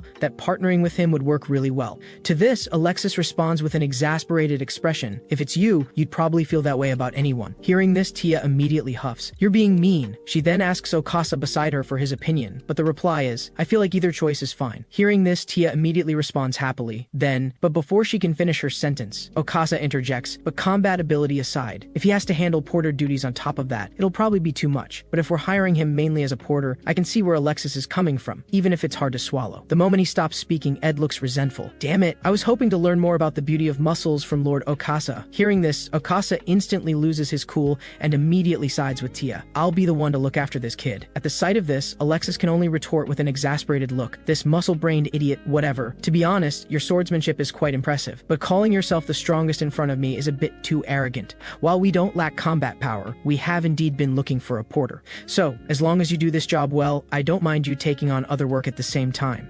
Therefore, the next step is an additional test. Use this money to buy whatever supplies you think are necessary. If you're truly the best porter, prove it with your ability." Looking at the gleaming coins in his hand, Ed can't help but recall events from the first cycle. What to buy with that money and how to transport it? Let me see what you're capable of. Hearing this, Ed immediately replies respectfully, "Don't worry, leave it to me. I'll do my best." After seeing the three off, Ed slowly opens his clenched palm and mutters, 10 silver coins? At this very moment, Ed is surprised to find that Alexis has actually given him a gold coin. This leaves him in wonder. He had expected even less than the 10 silver coins from the first cycle. To his surprise, it's actually more. Does this mean I'm more trusted than in the first cycle? With a budget this big, I can buy quite a lot. Oh right, speaking of differences between the second and first cycles, there's one more thing. I originally thought I was quite familiar with this area, but did this town have places like this before? And why is Tia following me? Thinking this, Ed speaks up, Miss Tia, did you need something from me?" The reply comes with a displeased sound, "Oh my, you were calling me by name just earlier. Why the sudden change to Miss Tia?" Hearing this, Ed replies with an awkward look, "Well, Miss Tia is a senior after all." Ignoring his words, Tia simply repeats herself, "It's just Tia, right?" Hearing this, Ed hurriedly nods repeatedly in alarm. "So Tia, why are you with me?" The reply comes, "Because I'm curious. I want to know what Ed is going to do, and if you keep using formal speech, I'm going to get angry." Hearing this, Ed teases her, "Following a man you just met for a reason like that, don't you think you're being too reckless?" All he gets in response is a chuckle. It's true that Ed has powerful abilities that can match Alexis, but don't let my appearance fool you. I'm actually quite strong, and for some reason, I just feel that Ed is a good person. This statement surprises Ed greatly. What? While Tia is indeed sociable and easygoing, they seem far too close for two people meeting for the first time. This situation definitely didn't happen in the first cycle. Why is this happening? Wait, could it be that Tia also retained her memories? Meanwhile, at the tavern on the other side, Okasa speaks with a serious expression. "Hey, Alexis, is it really okay to let Tia go with him?" The reply comes, "I don't think that kid will be any trouble. Besides, Tia wants to go herself. Trying to stop her is pointless. I mean, even if I said something, she wouldn't listen anyway. That's just how she is. A typical free-spirited elf. By the way, what do you think of this?" Okasa studies it for a moment, then says with a teasing grin, "Your craftsmanship is quite impressive." Meanwhile, the shopkeeper approaches tremblingly and says in a rush, "Great hero, I shall take full responsibility for all repairs. You have nothing to worry about." Hearing this, Alexis responds with a displeased expression, "Are you saying you don't trust my repair skills?" No,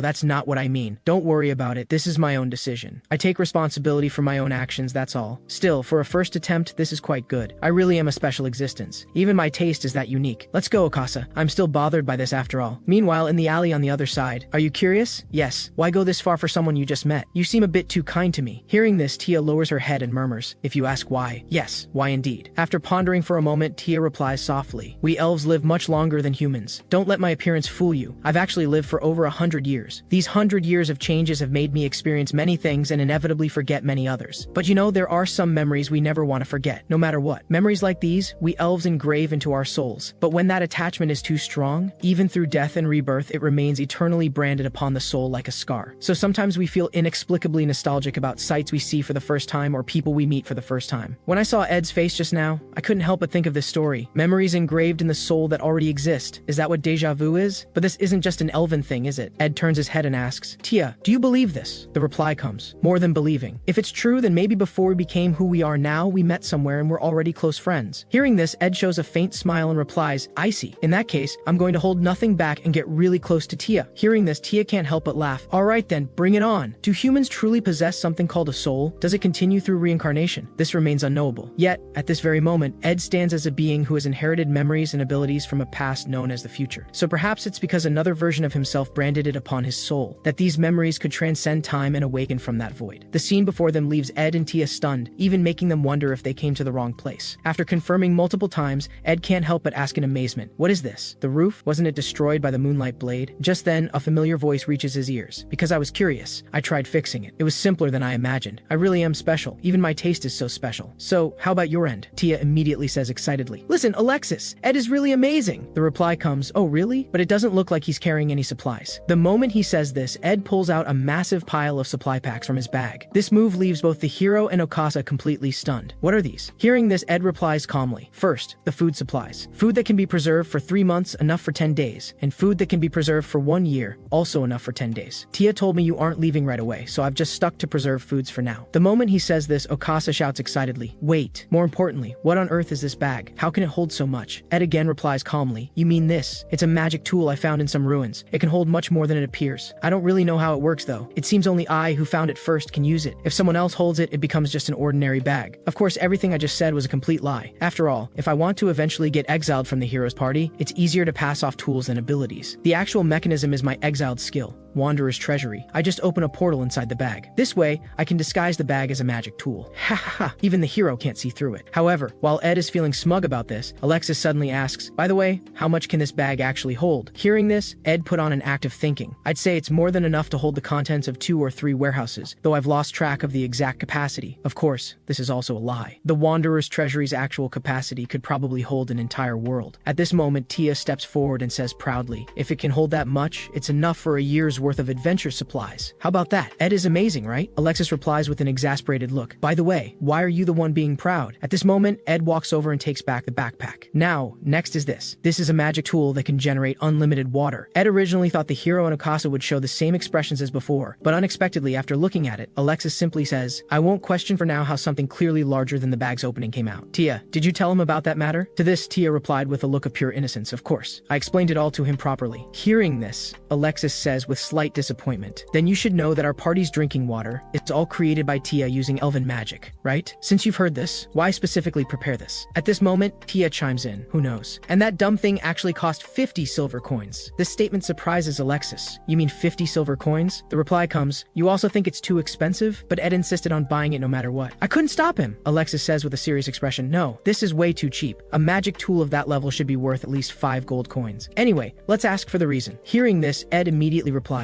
well, with this, we can generate drinking water anywhere, in any situation. Of course, relying on magic to secure a water source is both convenient and simple, but it all hinges on the premise that Tia stays out of trouble. What if the worst were to happen? For instance, what if Tia gets injured or falls ill, to the point where she doesn't even have the strength left to cast magic? Hearing this, Alexis and Okasa instantly realize how serious the situation is. Indeed, this is possible. Over-relying on one person does pose high risks. Because Tia is so convenient, we let our guard down without realizing it. What do you mean too convenient? Alexis ignores Tia's complaint and slowly stands up. Alright, I admit you're quite capable. How about it? Ed is amazing, right? So why are you the one being proud again? As promised, welcome to the hero's party. After hearing that Alexis has agreed to Ed joining the party, Okasa immediately sets his sights on Ed. That bag can even carry diamond fragments for training. Don't worry, I'll get you the strongest muscles. While the two are bickering, off to the side, Alexis spots something among Ed's supplies. He speaks up. You bought a sword too? To be honest, I thought you'd spend most of the budget on a sword. It doesn't match your skill level. You got yourself a pretty cheap blade. Did you settle? The reply comes, of course not. This is just temporary until we reach the next city. This statement puzzles Alexis. The next city? Hearing this, Ed immediately replies, yes, actually I have a proposal. We can practice for the expedition and work on our combat coordination. Plus I heard we can get something really amazing there. Seeing that Alexis has become interested, Ed shows a mischievous smile. After all, this is a rare second cycle. Getting that item 6 months ahead of the world shouldn't be too much, right? And so, after Ed's persuasive pitch, the hero's party heads to the next city. So many chimneys. Are those all all forges? It looks like there would be amazing weapons there. As soon as the words leave his mouth, Alexis retorts, how could there be? After all, this is a silver mine. Therefore, the items made here are mainly silver tableware. This puzzles Tia. Ed clearly said we could get something really special here. Wait, could it be legendary tableware that can make any food delicious? The reply comes, what's that? Sounds amazing. And so, after passing through the forging district, everyone finally arrives at the Silver Inn. Once they're settled in, Alexis begins to question Ed. So, please explain this so-called plan of yours. Hearing this, Ed immediately replies, this information comes from a reliable source. It seems rockworms inhabit this silver mine. At these words, all three show surprised expressions and say in unison, rockworms? Yes, rockworms feed on minerals. After they gnaw through, they leave massive gaps that will cause large-scale collapse accidents. Speaking of this, Ed can't help but recall the first cycle. 3 months from now, a massive collapse occurred here for this exact reason, leading to many deaths. The entire town was plunged into tremendous grief. That's why Ed came here ahead of time. After all, in 3 more months, it would be too late. And solving this incident not only prevents the tragedy, but also gets us a treasure. While Ed is thinking about this, Alexis suddenly speaks. If this is true, then the situation is extremely serious. But why didn't you report this to the kingdom? If the situation is truly as you say, the knights should have been dispatched already. Hearing this, Ed replies with a bitter smile, even though I'm quite certain I don't have solid evidence. Also, rockworms that feed on silver. I want us to personally handle this with our own hands. This statement puzzles Tia and Okasa. While they're still confused about this, Alexis suddenly understands Ed's true purpose for this trip. Wait, the treasure you mentioned? Could it be mithril? Hearing this, Ed immediately shows a mischievous grin. This makes Tia even more confused. Hey Okasa, what's the relationship between rockworms and mithril? The reply comes, I don't know either. Why don't you just ask them? To this, Tia says, interrupting a serious conversation is a bit. Hearing this, Alexis says with an exasperated look, you don't know what mithril is? Tia immediately responds, of course I know. It has very high magic conductivity and can hold a lot of magic. It's a rare metal, right? Like excellent magic tools or weapons with enchantments, most are made of mithril. It's shiny and very beautiful. Tia's explanation leaves Alexis even more speechless. So you really don't know. Ed, you explain. Hearing this, Ed can only laugh awkwardly before speaking. Tia, it's not like that. Honestly, mithril is just silver that's been exposed to intense magic for a long time, transforming its properties. Hearing this, Tia immediately says, I get it. This mine is full of magic. The reply comes, unfortunately, that has nothing to do with rockworms. Then the magic from nearby rockworms transferred here. You're half right. Let me give you a hint. What do rockworms eat? Ore, right? And what ore is here? Silver. So what's the source of magic that transforms the silver? Rockworms. And for silver to transform, it needs continuous exposure to a powerful magic environment. The best place that satisfies these conditions is inside a rockworm's stomach. In other words, what we call mithril is actually the undigested feces of rockworms.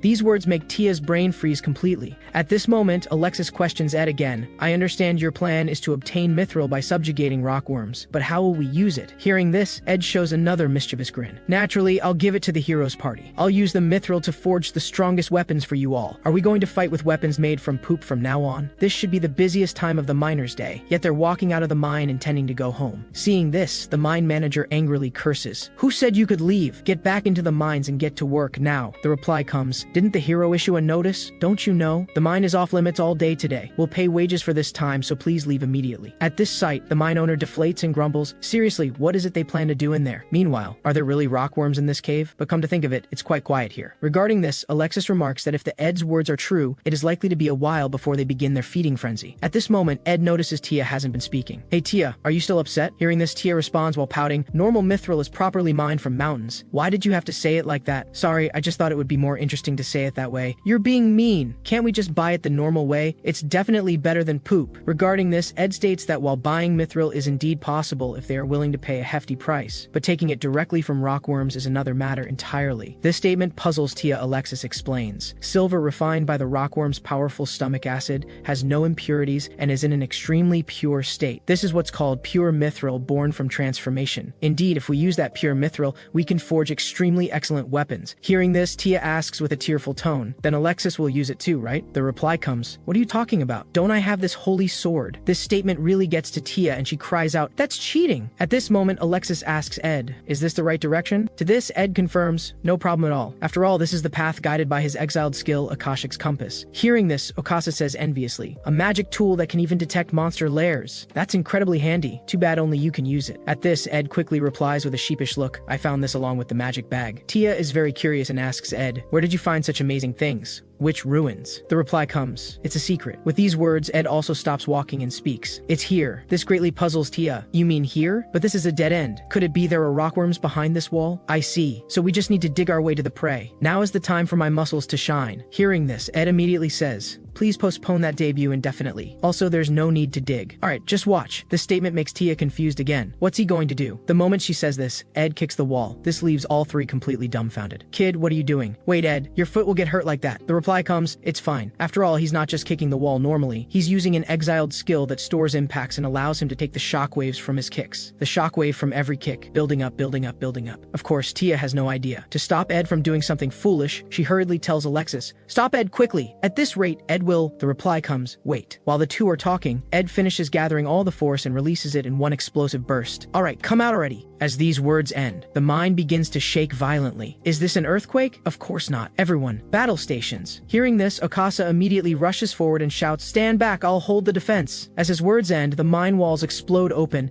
and a massive rockworm bursts through. Fortunately, Okasa charges to the front and uses his raw strength to hold the rockworm back. Now, attack! Almost simultaneously, Ed and Alexis launch their attacks on the rockworm, buying time for Tia to chant her spell. Swift flames spiral and dance, the sunset spear shining with crimson light. Wrapped in dim radiance, the four-fingered elven arm that pierces all. Pierce, split, burn, until everything is consumed completely. In the name of Lunaria Tia, manifest. Lava Lancer, go. As the final verse of her chant concludes, a lance-wielding rider wreathed in flames appears before Okasa. It plunges straight into the rockworm's mouth. Instantly, scorching flames explode within the creature's body. Just as everyone thinks they've defeated the rockworm, Okasa suddenly realizes something is wrong and shouts, it's not over yet. That thing knows it can't go back. It's trying to escape upward. As soon as he speaks, the rockworm shoots upward at incredible speed. But what it doesn't expect is that Ed has already predicted its move. Too bad. I have no intention of letting you escape here. However, even with its escape route blocked, the rockworm shows no sign of stopping. Right now, it's like a wounded beast, charging upward like a madman. Seeing this, everyone can't help but worry about Ed's safety. However, Ed himself has already slid into its mouth. So you want to recover your wounds where we can't interfere? That won't do. Tearing you apart from the inside will be child's play. As these words end, Ed activates his exiled skill, Bloodblade. However, Tia, knowing nothing of this, can only stare blankly at the rockworm's body and desperately shout Ed's name. It's not until she hears Okasa say the rockworm has suddenly stopped that she snaps back to her senses and rushes forward shouting, Okasa, hurry and help Ed! But as soon as she speaks, the rockworm's hard shell suddenly explodes from the inside, and at the same time, a familiar voice reaches their ears. Ugh, so smelly. Such a strong fishy odor. Seeing him safe and sound, everyone breathes a sigh of relief. Alexis even steps forward and teases him, well, you literally jumped into its mouth. What did you expect? However, the response he gets is, sure, that's true, but smelly things are still smelly, you know. As soon as he finishes speaking, Tia grabs Ed without caring about the smell on him and shouts anxiously, Ed, there's so much blood on you. Are you okay? Are you hurt? Hearing this, Ed immediately replies, I'm fine. This is all just splattered blood. You idiot. What were you thinking, doing something so reckless? Do you know how worried I was? Hearing this, Ed can only hastily explain, this level doesn't really count as reckless, does it? Besides, if we'd let it escape here, come to think of it, even in the first cycle, she worried about me like this. No matter which cycle it is, Tia is still Tia, unchanged. With these deeply emotional thoughts, Ed reassures her, I'm sorry, but it's fine. I thought I could do it, and it really was the right move at that moment. After all, I don't want to waste my teammates' efforts. Hearing this, Tia pouts slightly and replies softly, yeah, I understand. To keep Tia from worrying about him again, Ed silently resolves that he must become even stronger. Thinking this, he immediately speaks up. But anyway, this is it. Ed takes out the gem from his chest. Is this the pure mithril? I can't believe it. It's so beautiful. But wait, this rockworm's body is so massive, yet the pure mithril inside is only this much? Hearing this, Alexis replies, that's actually quite a large piece. Even I'm seeing pure mithril this big for the first time. This statement leaves Tia and Okasa stunned. If even Alexis has never seen one this big, how much could it be worth? Yeah, probably enough to buy a small castle. With premium material at this level, there's no second chance. Once impurities get in, you can't reforge it. So we absolutely need a masterclass blacksmith. The moment he finishes speaking, he notices Okasa and Tia are still fixated on the money. Alexis instantly realizes these two are hopeless. After letting out a sigh, he turns to Ed. Since pure mithril was your target, I assume you already have a plan for how to use it. However, the response he gets is, oh, this? Actually, I'm somewhat confident in my blacksmithing skills. This catches hero Alexis completely off guard, and he thinks to himself, is this guy cheating or something? How can he do everything? Sometime later, everyone returns to the city. They head to Silver Force. Wow, the furnace and tools are in pristine condition. Is it really okay for me to use this place? Of course. We've already received the usage fee from the hero. After all, you saved this town. Letting you use it for free would be the least we could do. That won't do. I'll pay you every coin. Listen, I've prepared the place according to your requirements, but if you produce some half-finished mess and waste these materials? You'd better be ready for what comes next. The response is simply, of course, seeing he seems completely confident. Alexis is relieved and calls the other two to leave, but he notices that Tia is still sitting there, watching Ed bustle about with full attention. She smiles from time to time, showing no intention of leaving whatsoever. This surprises Alexis somewhat. It seems you really are quite fond of him. Same during the entry test and when buying supplies. I know you're a kind person, but aren't you paying a bit too much attention this time? But her response is simply, is that so? Why do you think that is? Hearing this, Alexis smiles faintly. Sometime later, at a tavern. Alexis, I can't believe you said that. The one paying attention to that kid is clearly you, isn't it? That's exactly why you'd listen to a kid who just joined the team and come all the way to a place like this. You even entrusted that precious item to him. Normally, you wouldn't trust someone that much. After a moment of silence, Alexis slowly replies, since he became our companion, I've been observing him. Aside from swordsmanship that rivals my own, there are the unknown magic tools and intel that is eerily accurate. On top of that, there's his knowledge of monsters and his sheer adaptability. Even I'm shocked, so yeah, maybe I'm paying a little attention. Hearing this, Okasa can't help but burst into laughter. That's so like you. It'd be even better if you could just say it honestly. Meanwhile, I know this sounds a bit, well, you know, but blacksmithing isn't something amateurs enjoy watching. It's fine. I'm watching Ed, not the forging. Haven't I always been watching? Yeah, that's true, but I still really want to watch. Because you can do anything, Ed. Looking at that deeply familiar face, Ed can't help but recall the past. Those former frustrations and regrets surge through his heart once more. That's not true. I'd say there are many things I can't do. These hands always miss some important things. So this time, I won't repeat the same mistakes. In this endlessly looping world, I'll rewrite the ending. With these hands of mine and exiled skills, I'll create the future. I'll change the ending. For that, it must be with these hands of mine. I'll personally forge weapons powerful enough to change fate. Meanwhile, welcome back, Lord Sane. The hero has arrived. The rockworm has been defeated. Ugh, this body is as frustrating as ever. What does the hero's party plan to do with the pure mithril? Investigating this is my job as reconnaissance officer. But first, I should report the situation here to the demon lord. First, by the way, Tia, what kind of person was that porter who ran away that you mentioned? He was a very ordinary looking man. His name was something like, oh, and he had a really distinctive hooked nose. I had that dream again, walking through someone else's life, someone else's future. That was a dream of Ed and me. Why would I have such a dream when I've only just met Ed? He suddenly cried when he saw me. He's a mysterious man. I felt inexplicably sad at that moment too. This is my secret alone. Just being with him like this somehow makes me feel incredibly happy and warm. After Tia falls asleep, Ed murmurs to himself, I worked up quite a sweat. Let me grab some water and take a break. However, when he reaches into the Wanderer's treasury, Ed suddenly remembers that the countless treasures and travel records he accumulated over 100 years weren't carried over. That's why he had no choice but to reforge his weapons. Fortunately, his abilities and memories were properly retained. Ed takes out Akashic's compass and inputs a name. However, just as he does this, a pair of cold eyes is fixated on his every move. Is that the one? The newcomer to the hero's party who's been causing a stir? According to the intel I gathered, he's just a porter. Why is he forging here now? The two have no connection whatsoever. At this moment, the demon eye beside him says, why bother with all that? Just kill him. However, the response is, no, I need to observe the situation more. You know, even though I can transform into human form, I can only become the same person. If I act rashly and expose my appearance, it'll affect future operations. Hearing this, the demon eye immediately starts snarking, but the response is, come on, I'm an executive, show me a little respect. As these words end, Sane transforms into a shadow lizard. Before reporting to the demon lord, it's safer to gather some additional intel. You all stand by for now. A few days later. Is it finished? You completed it in just 6 days? Hearing this, Ed answers proudly, well, aside from eating and sleeping, I've been forging non-stop. So, did you make something that will satisfy me? To this, Ed confidently replies, of course. If I'm the one making it, it'll definitely be top-notch. This makes Okasa even more curious. Hey kid, don't keep us in suspense. Hurry up and show us. Don't rush. I found a perfect test subject. For this, I need to use this thing. Seeing this, Tia asks curiously, is this a magic tool that can sense monster locations? How do you use it? As Ed explains to everyone, on the other side, Sane is spying on their every move from a distance. The new equipment is finished? Is that a sword, gauntlets, and a silver staff? I see. So that's what the mithril was for. I'm slightly concerned about those 3 pieces forged from pure mithril. In theory, aside from the holy sword, they shouldn't pose a threat, but it still feels strange. Looks like I need to observe a bit longer. However, as soon as he finishes speaking, Sane is horrified to discover that the newcomer who just joined the hero's party suddenly looks directly at him. This immediately panics Sane. Did he see me? Is it by chance? No. You all wait here. I must report this to the demon lord immediately. That newcomer is definitely strange. Even the hero can't sense me. Yet he noticed me. What was that look in his eyes? Like he was viewing me as his prey? That's backwards. Just as Sane is about to escape the city, a chill suddenly surges from below. Before Sane can figure out what's happening, 2 ice spikes pierce straight through his wings. This leaves Sane completely confused again. I'm under attack? This is the elven spell Ice Arrow. How is it possible to hit me from this distance? Just as Sane is puzzling over this, a cold voice reaches his ears. Hey there, General. I've been wanting to meet you for quite a while. Didn't expect we'd meet this soon. Looking pretty lively, aren't aren't you Sane? Sane, the demon army's reconnaissance officer, finds it incomprehensible. Why does he know his name? Just as Sane is still puzzling over this, Ed suddenly says, "Oh right, this is still a secret now, isn't it? Sorry, looks like I'm getting ahead of myself. Playing silent? That won't work on me." Hearing this, Sane originally wants to argue, but just then the other two from the hero's party arrive. "Ed, what's the situation?" "Yeah, went smoothly. Nice shot from that distance. Is this the demon who's been monitoring us?" "Yes." Enemy reconnaissance is quite common. The conversation between the three makes Sane hardly believe it. Could it be that he's the one being monitored? Fortunately, the hero didn't come along. With this in mind, Sane immediately claims to be no enemy but an envoy sent by the demon lord, bearing a message for the hero. "You say you're a envoy?" "Yes, for a better future for both sides." However, before he can finish, Ed interrupts. "The hero won't be coming here. To clear a proper battleground for us, he's currently evacuating the surrounding residents. And you actually said you're here to discuss the future?" I almost died laughing. "Give up on that fantasy because I'm going to crush your future again." Ed's murderous intent troubles Tia somewhat, in contrast to her expression. On the other side, Sane bursts into laughter. "You'll crush me? A mere insect talking big when you're not even the hero. You almost had me fooled. Think about it. I'm the one who should be looking down on you." As these words end, Sane releases his transformation and reveals his true form. This massive form immediately puts Tia and Okasa on alert, while Ed calmly states, "Good thing we evacuated the citizens beforehand." However, as soon as he finishes speaking, Sane launches an attack on everyone. With a thunderous boom, the location where the three stand explodes. Fortunately, Okasa activates Aura's shield in advance, creating a foothold in the air and dodging the attack. This enrages Sane even more. Unforgivable. I absolutely hate this brutish form with no aesthetic whatsoever. Since you've seen it, none of you are leaving today. I'll blast this entire town to pieces. As these words end, Sane's magic power begins surging rapidly and gradually concentrates before him. The resulting shockwaves even make the surrounding air tremble, and the ground is blasted into devastation. Seeing Sane's charge is about to complete, Ed hastily asks Okasa beside him, "You've got the hang of using those gauntlets, right?" To this, Okasa confirms. He crosses his hands and activates Aura's shield again. Meanwhile, Sane's devastating attack pours toward the town, but after the strike lands, he's shocked to find the entire town is protected by a large-scale defensive spell. According to his investigation, this scale should have been impossible. Not only him, even Tia is shocked. She never imagined the gauntlets Ed forged for Okasa could easily unleash. A large-scale defensive barrier that would require many high-ranking mages working together to create. Not only her, even hero Alexis can't help but praise after seeing it. Incredible. Just one weapon provides such a massive enhancement. Ed, who on earth are you? And that weapon, what is it capable of? Lord Okasa, this is for you, gauntlets. That's right. By accumulating magic power in your fists and releasing all the magic your fists hold in one burst, as that memory ends, Okasa's fist, like a cannonball leaving its barrel, directly pierces through the incoming arm. Such absurd power makes Sane start doubting whether the person before him is even human. This is impossible. My arm was destroyed so easily. Seeing this, Tia can't help but exclaim in amazement, "Wow, it really exploded." And Okasa is even more excited. "Fantastic. Kid, my muscles finally exploded. That wasn't enough, let's go again." Hearing this, Sane feels like dying. Putting the hero aside for a moment, this bald guy is way too overpowered. He doesn't even have the holy sword yet can unleash such power. How is this even possible? Could it be that guy's doing? No matter what, I must report this intel to the demon lord. Thinking this, Sane summons lightning again, but this time his target is actually himself. Seeing this, Okasa says in surprise, "Is he insane? He just blew himself up." But Ed sees through it. No, that was just a diversion. Looks like he changed form and escaped. Just as Ed suspected, Sane transforms into a rockworm to evade pursuit and burrows underground. This way, there's no way they can catch up. However, as soon as this thought ends, the earth begins shaking violently. Before he can react to what's happening, he's dragged out of the ground by rocks. At the same time, a voice reaches his ears. Unfortunately, Ed's eyes can't be deceived. The blade Tia holds is the exclusive weapon Ed forged for her. Its ability lets her channel elven magic into the blade and release it as slashing attacks with each swing. Such incredible power makes even Okasa exclaim, "Tia, you can pull off a move like that?" However, the response is, "It's just magic that binds enemies with stone." Thanks to this sword, it has such a powerful effect, as Tia is still marveling at this. On the other side, Ed has already walked to the front alone. "Yo, Sane, I know very clearly what you'll do after this. That crushing regret, even after death and rebirth. I've never once forgotten." Hearing this, Sane says in confusion, "After this? What are you even talking about?" But the response he gets is, "You don't need to understand. It's just my way of atoning." Ed's words leave Sane very confused. What is going on with this person? Unable to figure it out, he can only roar. Where the hell did someone like you come from? Facing Sane's desperate strike, Ed shows no panic whatsoever. He calmly draws his sword and replies unhurriedly from the impending future. "Spread your wings, Silverwing Blade. Bring down those 12 divine punishments upon the sinner." As these words end, Ed swings his blade. Though it's only one strike, the sword energy splits into 12, each one lethal. And after completing this strike, Ed places his hand before the sword and sweeps it backward. As his palm moves, the wings on the blade transform into a scabbard, until the entire blade is completely wrapped, transforming into an ordinary staff. Looking at Sane, who has completely lost his life, Ed can't help but murmur, "Is it over?" However, just as he he's reflecting on this, his companion's voices reach his ears. Ed, are you okay? Hearing this, he immediately replies, yes, I'm fine. It's finally settled. My sword and gauntlets turned out pretty good, right? His smug expression makes both Tia and Okasa start teasing him. After examining Sane's corpse up close, Tia can't help but ask, is he really dead? I don't see any wounds on him at all. Hearing this, Ed tells her to look more carefully. At this moment, Alexis also approaches. I see. The strike produced almost no impact, and the cut surface is terrifyingly smooth. He probably died without even realizing he'd been struck. Without both the strength of the swordsman and the quality of the blade, this level is impossible. Hearing this, Ed laughs it off. I'm still far from there. The sword was also made in a rush. As soon as he finishes, Alexis says seriously, do you take me for a fool? Ed, I'm the hero. That title isn't just for decoration. As far as I know, there isn't a single craftsman in this world who can create weapons like the ones you made, and yet you say they were made in a rush? Ed, just who are you? What are you hiding? Hero Alexis's words make Ed panic internally. Crap, did I overdo it? Thinking this, Ed can only say nervously, hiding something? I mean, you're kind of putting me on the spot here. However, before he can finish, Alexis interrupts. That sword is different from its appearance. It's not just a simple mithril staff, is it? I have no idea how it's structured, but it can change thickness freely and form an incredibly sharp edge. Hearing this, Ed immediately replies, yes. By converting mithril from one side into wings while holding the shape, the blade gets thinner and sharper. I can convert up to 12 wings, but if it gets too thin, even a light impact will shatter it. Of course, the transformation doesn't use magic. It's an exiled skill called Master Smith. Naturally, Alexis won't know about that part. Thinking this, Ed quickly says, as expected of the hero, you saw through it at a glance. However, just when Ed thinks he's gotten away with it, Alexis suddenly says, then let me ask in a different way. As a blacksmith, what is your greatest ambition? Wait, what? You can ask this kind of question? Thinking this, Ed replies, I suppose it would be a sword that can cut anything. After hearing this, Alexis says meaningfully, that's quite a common goal. But Ed, you should have already created such a sword, right? As soon as he finishes, a surprised voice comes from the side. Huh? Is that so? Alexis, why do you think that? The response is, if we're talking about test pieces or practice works, that's one thing. But you said made in a rush, which means if conditions were right, you could make an even better sword. But why would you make such a makeshift sword? What's the reason for not forging your true blade? What is it? Materials, equipment, or time? Actually, it's not that Ed doesn't want to, it's that forging that sword is impossible at this stage. After all, the required materials were all collected in the previous world. Thinking this, he immediately says, the biggest problem is materials. They're things money can't buy. After a moment of silence, Alexis calmly replies, I see. Anyway, let's head back for now. After all, we still need to clean up the mess. Especially the damaged walls must be repaired quickly. Though for me, this is easy. Hearing this, Tia immediately gets flustered. Wait a moment, Alexis. Please leave the wall repairs to Okasa and me. Seeing this, Alexis asks in confusion, why? Before he can agree, Tia and Okasa have already run off toward the walls. Finally finding a chance to escape, Ed hastily says, then I'll help too. However, as soon as he speaks, Alexis says, wait, I have something else for you. Come to my room alone. I have something to say to you. These words make Ed break into a cold sweat again. In the name of Lunaria Tia, manifest. Stone arm. As the chant ends, the surrounding rubble quickly gathers together, forming a massive arm that begins moving the scattered boulders around. Seeing this, the citizens sincerely praise, as expected of the elf from the hero's party. Hearing this, Tia immediately says to everyone, I'm so sorry. The battle earlier damaged the walls. I'll clean it up right away. To this, the citizens tell her not to worry. After all, you protected the town, and that's enough. Others then begin expressing their gratitude to Tia. Seeing this, Tia replies bashfully, we only did what was right.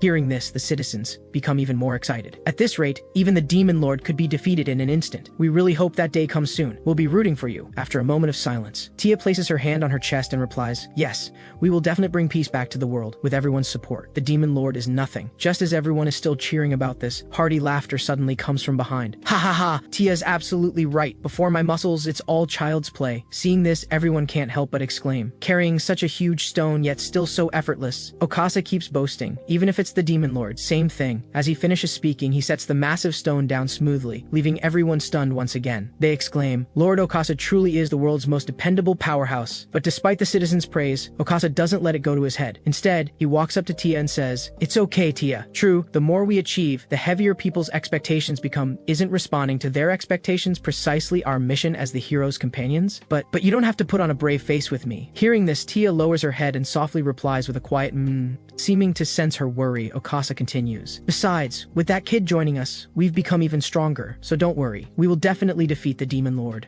Hearing this, Tia finally stops worrying so much. Thank you, Okasa. After adjusting her mindset, the two can't help but wonder where Ed and Alexis have gone. Meanwhile, at the inn on the other side, is black tea okay? Since it's complimentary from the inn, I can't guarantee the taste. Hearing this, Ed panics completely. No, what is going on here? The hero not only personally poured me tea, but also specifically called me to his room alone and is being so polite. This feels somewhat familiar. At this rate, won't I be exiled? Just as Ed is still worrying about this, Alexis suddenly speaks up. There's something I wanted to show you. Hearing this, Ed can't help but ask in surprise, isn't this your holy sword? However, the response he gets is, it's fine to draw it, although Ed has seen it many times in battle. Actually touching it is the first time. Is it really okay? Why would you let me? But before he can finish speaking, Ed suddenly notices something wrong. At this moment, Alexis continues, so, what do you think? Ed responds, how should I put it? It certainly lives up to its name as a holy sword. I'd say it's a fine blade.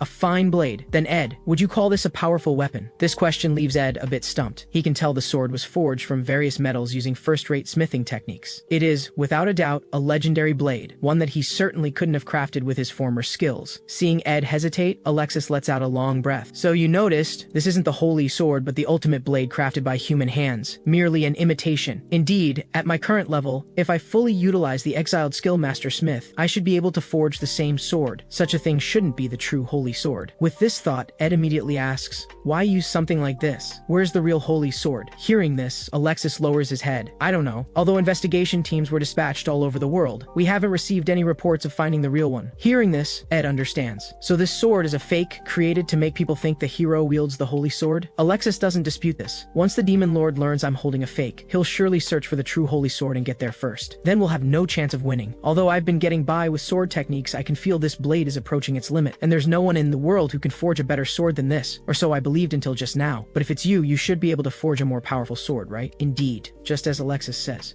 If Ed fully utilizes his knowledge and techniques from the first cycle along with his exiled skills, he should be able to forge a more powerful weapon than this blade. But that would just be another imitation of the holy sword. No matter how powerful, a sword forged by human hands will never be the true holy sword. Thinking this, Ed immediately speaks up. While I'm happy you trust me, but before Ed can finish speaking, Alexis bows. Please, Ed. This throws him completely off guard, not knowing what to do. Alexis continues, whatever equipment and materials you need, I'll prepare them for you. So, Ed, as the hero, may I ask you to forge a sword for me? Alexis's behavior leaves Ed somewhat flustered. Please don't do this. For the hero to bow to someone like me. However, the response he gets is, when necessary, I will bow. As the hero, I carry everyone's future on my shoulders. My failure is humanity's failure, so I must continue to succeed and remain everyone's hope. Hearing this, Ed immediately questions him. Why? Why do you have such resolve? You're just someone the world forced this upon. Merely a victim forced to bear a burden and fight. Someone as smart as you couldn't possibly not notice, yet why? But as soon as the words leave his mouth, Alexis firmly responds, I am special. If I want it, I can obtain anything. If I wish for it, no matter how unreasonable the desire, it can be realized. Precisely because of this, I absolutely must fulfill everyone's wish for a peaceful future. So please, lend me your strength. Let me continue being the hero. Though Alexis speaks earnestly, what he receives is complete silence. This leaves Alexis incredibly anxious. Meanwhile, Ed thinks to himself, so that's how it is. He maintains that noble pride and looks down on others because he's fully aware of being special. But being special means driving himself relentlessly. He didn't become the hero because the deity chose him. The deity chose him because Alexis was special from the very beginning. It seems I've been blind all along. Thinking this, Ed finally speaks. I understand, but a fake sword I forge isn't befitting the hero. Come forth, Akashic's compass. Point me toward the resting place of the true holy sword. Although revealing the true function of Akashic's compass in front of Alexis might greatly increase the difficulty of being expelled from the party later, the hero has shown him such resolve. Not agreeing now wouldn't be manly. Seeing this, Alexis asks Ed in shock, isn't that a magic tool that only detects monsters? However, the response he gets is, I'm sorry. As you pointed out, I've been hiding many things. So then, does the hero need a guide to where the holy sword resides? Consider this a special discount. As for payment, let me think. Defeat the demon lord and bring peace back to the world. How does that sound? Though Alexis had imagined countless forms of payment Ed might request, this was the one he never expected. Honestly, how many times are you going to surprise me? I understand. I will definitely pay that price, so take me to the holy sword. Hearing this, Ed also bows in response. I accept. Then I shall guide the hero, but before Ed can finish, the hero replies, Alexis, I don't intend to treat someone I've bowed to as a mere porter. Like Okasa and Tia, you are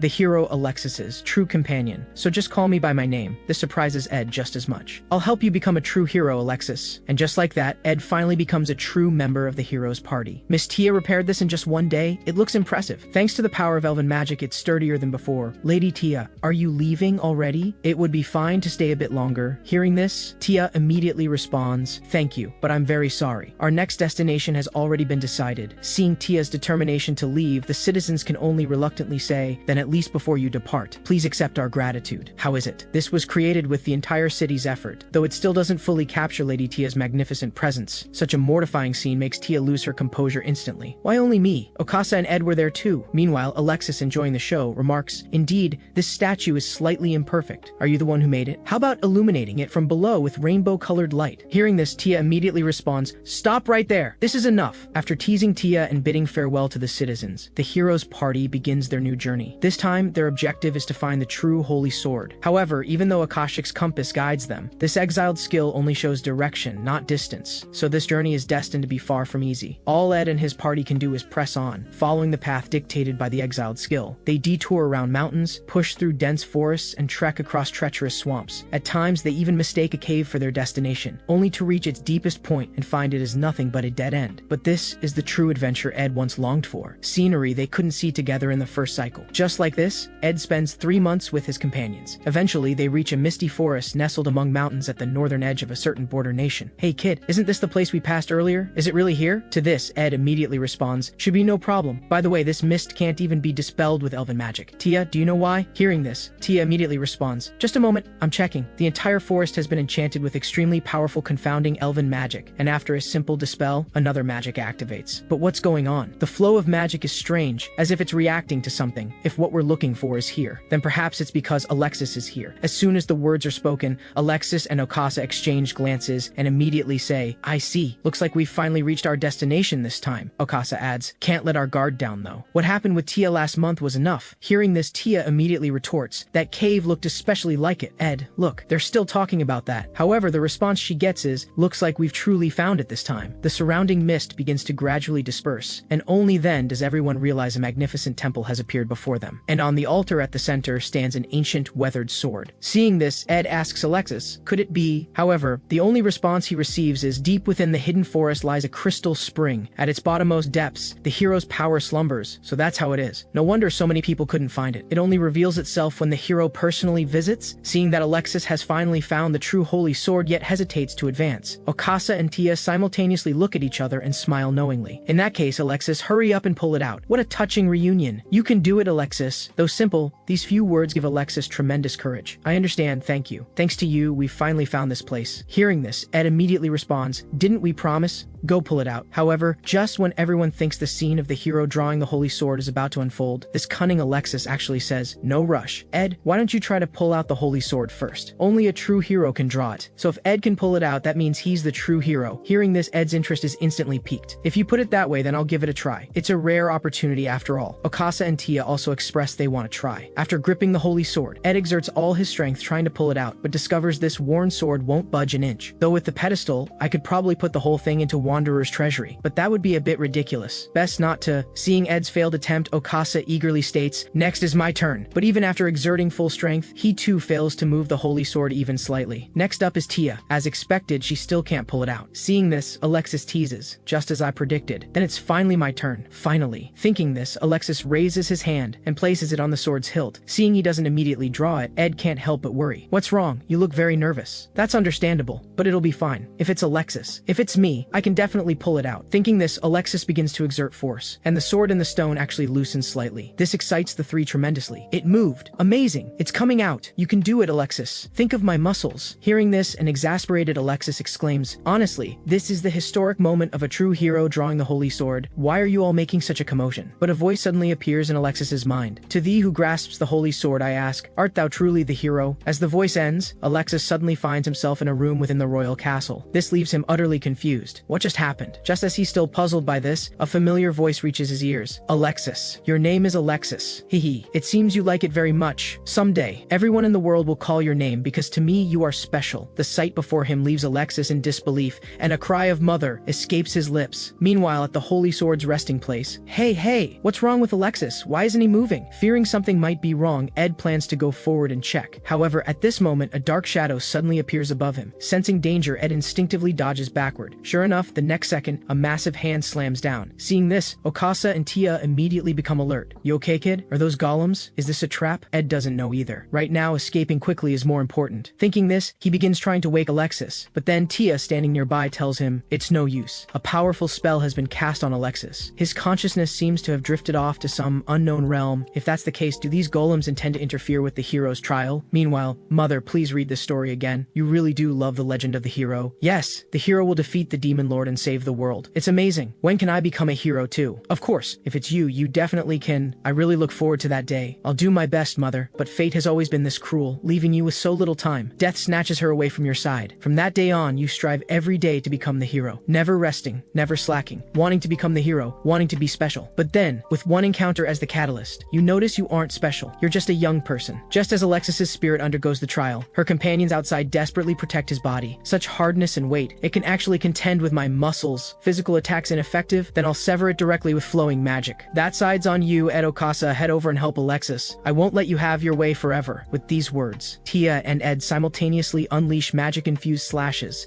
severing the golem's incredibly hard body. Meanwhile, Okasa has rushed to the vicinity of the holy sword. Alexis, how long are you going to stay in a daze? With one encounter as the catalyst, you notice you aren't special, just a young person. But after learning the reality, you still haven't given up on becoming the hero. Is it obsession, or just nostalgia? Or perhaps merely stubbornness in chasing your mother's image that drives you forward? Before Alexis can respond, the scene shifts once more. The days exposed to the demon lord's threat end today. By divine will, a new hero is born. Let us all praise. His name is Alexis. The long-awaited hero suddenly appears. But is that truly what you hoped for? Thank you for your help. Your magical techniques are quite impressive. How about it? Can you lend us your power for a while? To keep the hero existing, you begin searching for companions. But not everyone can keep up with your pace. Is this really okay, Tia? Is driving him away as a burden the right thing to do? This is for the best. If we don't do this, Ed will definitely follow us. But after this, we won't be able to protect Ed anymore. He'll surely hate me, but even so, I hope Ed can survive, live to see the arrival of that peaceful era. That's certainly a sound judgment. Even if he accompanies us from now on, that man will only die in vain. The previous scenes were clearly Alexis's own past memories, but at this moment, this scene is something he has never experienced. This leaves him extremely bewildered. What is this? What are you showing me? This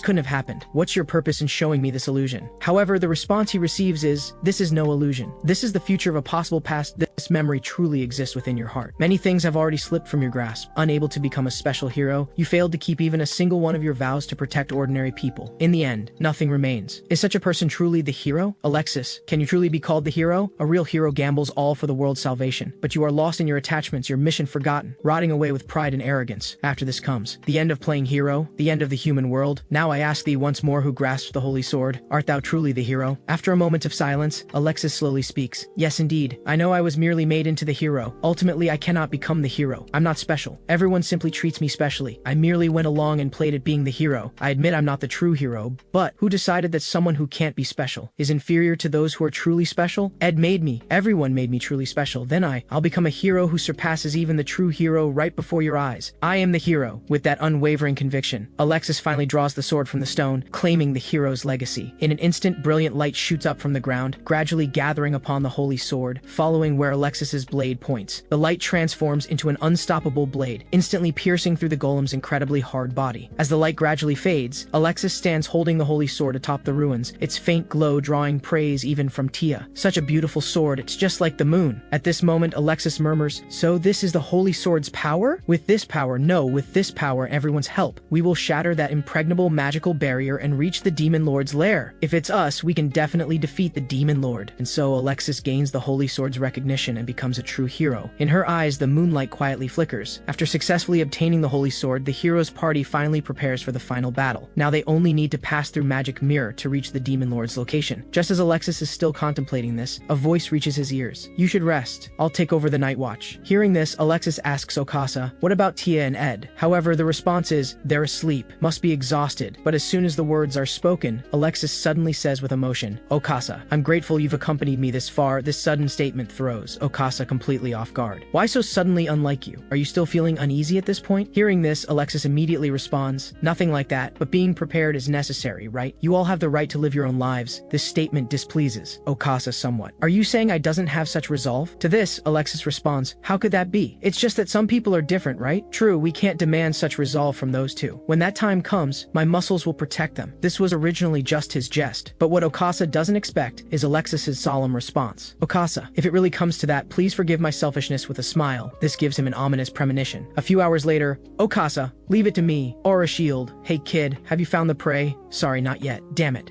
No matter what, there are just too many. There's no time to search. They're too much of a hindrance. Hearing this, Alexis tells Ed to fall back. She'll handle the surrounding monsters. Turn to ash. Secret art. Full moon blade. With these words, Alexis unleashes the hero's power, instantly sweeping away all monsters within a 10-mile radius. Such an astounding display of power elicits admiration, even from Ed, truly worthy of being the real holy sword. Amazing. Found it. Tia, are you ready? After receiving an affirmative response, Ed immediately points toward a location and shouts, hiding is useless. Over there. That tallest tree. With these words, Tia immediately uses her blade as a conduit, manifesting tremendous lightning. Storm ray. As her fingers release, like a wild horse breaking its tether, the lightning instantly pierces the beast lord hidden atop the cliff. This is the magic mirror that makes humans recoil in fear. This is a deep, shadowed forest that carves a border between the human and demon realms. Many vicious monsters make their den here. It is an untrodden territory, untouched by those who came before. The future me carried Tia across using exiled skills, but that was an exception. The sheer peril of crossing this forest by ordinary means would be beyond measure. If not for the hero, surely no one could pass through here. We should be safe here for now. Let's get some rest while we have the chance. We've been eating preserved food lately. I really miss Ed's homemade cooking. Hearing this, Ed replies with a smile, ha ha ha. Then when we return to the city, I'll make you the most delicious food and let you eat your fill. At this moment, Okasa states, though delicious meals give people motivation, cooking here is difficult. Tia knows this too, so just bear with it for now. After comforting Tia, Ed also asks Alexis, are you okay? Using such a powerful technique must be tiring. To this, Alexis responds that he's fine. True, my control is still a bit rough, but I'll master it soon. After all, I'm the hero. That's so like you. At this moment, Tia also speaks up. I originally thought we'd have to wait several more years to challenge the magic mirror, but after meeting Ed, we arrived here in just half a year. I feel like we'll stay together forever. Hearing this, Ed can't help but lower his head. One condition for returning to the divine realm, over half a year of joint activities, has been met, so next he needs to be expelled from the party. Alexis, who obtained the true holy sword, is undoubtedly now the strongest person in this world as the hero. So what about me? True, we fight together here, but our purposes are different. Everyone who stays and me who will leave. This difference can never be erased. The thought of perhaps just living in this world like this has crossed my mind, but no, absolutely not. Just looking at this scenery makes my soul increasingly yearn for home. So the question is how to naturally be expelled from the party. Just as Ed is still pondering this, the sound of everyone's cheers reaches his ears. Just one more stretch and we'll cross the magic mirror. Defeat the demon lord, Ed casually asks. By the way, what does everyone plan to do after defeating the demon lord? After defeating him? Right. Is there anything you want to do? To this, Tia responds, Alexis will probably just become king, right? Hearing this, Ed immediately teases, will you put wings on the castle then? However, the response he gets is, how could that be possible? As for Okasa, I suppose you'll return to the Winter Kingdom? To this, Okasa responds, true, I do need to go back and report, but don't worry, I'll return soon. Hearing this, Alexis immediately replies, I'm not worried, okay? Ha ha ha, I understand. Don't be shy. What about you, Tia? To this, Tia replies, I'd probably like to travel in the peaceful era. After all, the world is so vast. There are mountains of things I want to see and know. Maybe settling down somewhere would be nice. Everyone gathering together talking about travel memories. Wouldn't that be wonderful? What about you, Ed? What are your hopes for the peaceful era? After a moment of silence, Ed slowly responds, me? I'll bring back some souvenirs to my hometown. It's the countryside, but it's a good place. This instantly piques Tia's interest. Ed's hometown? I really want to go too. Hearing this, Ed can only manage a sheepish if there's a chance, which completely breaks Tia.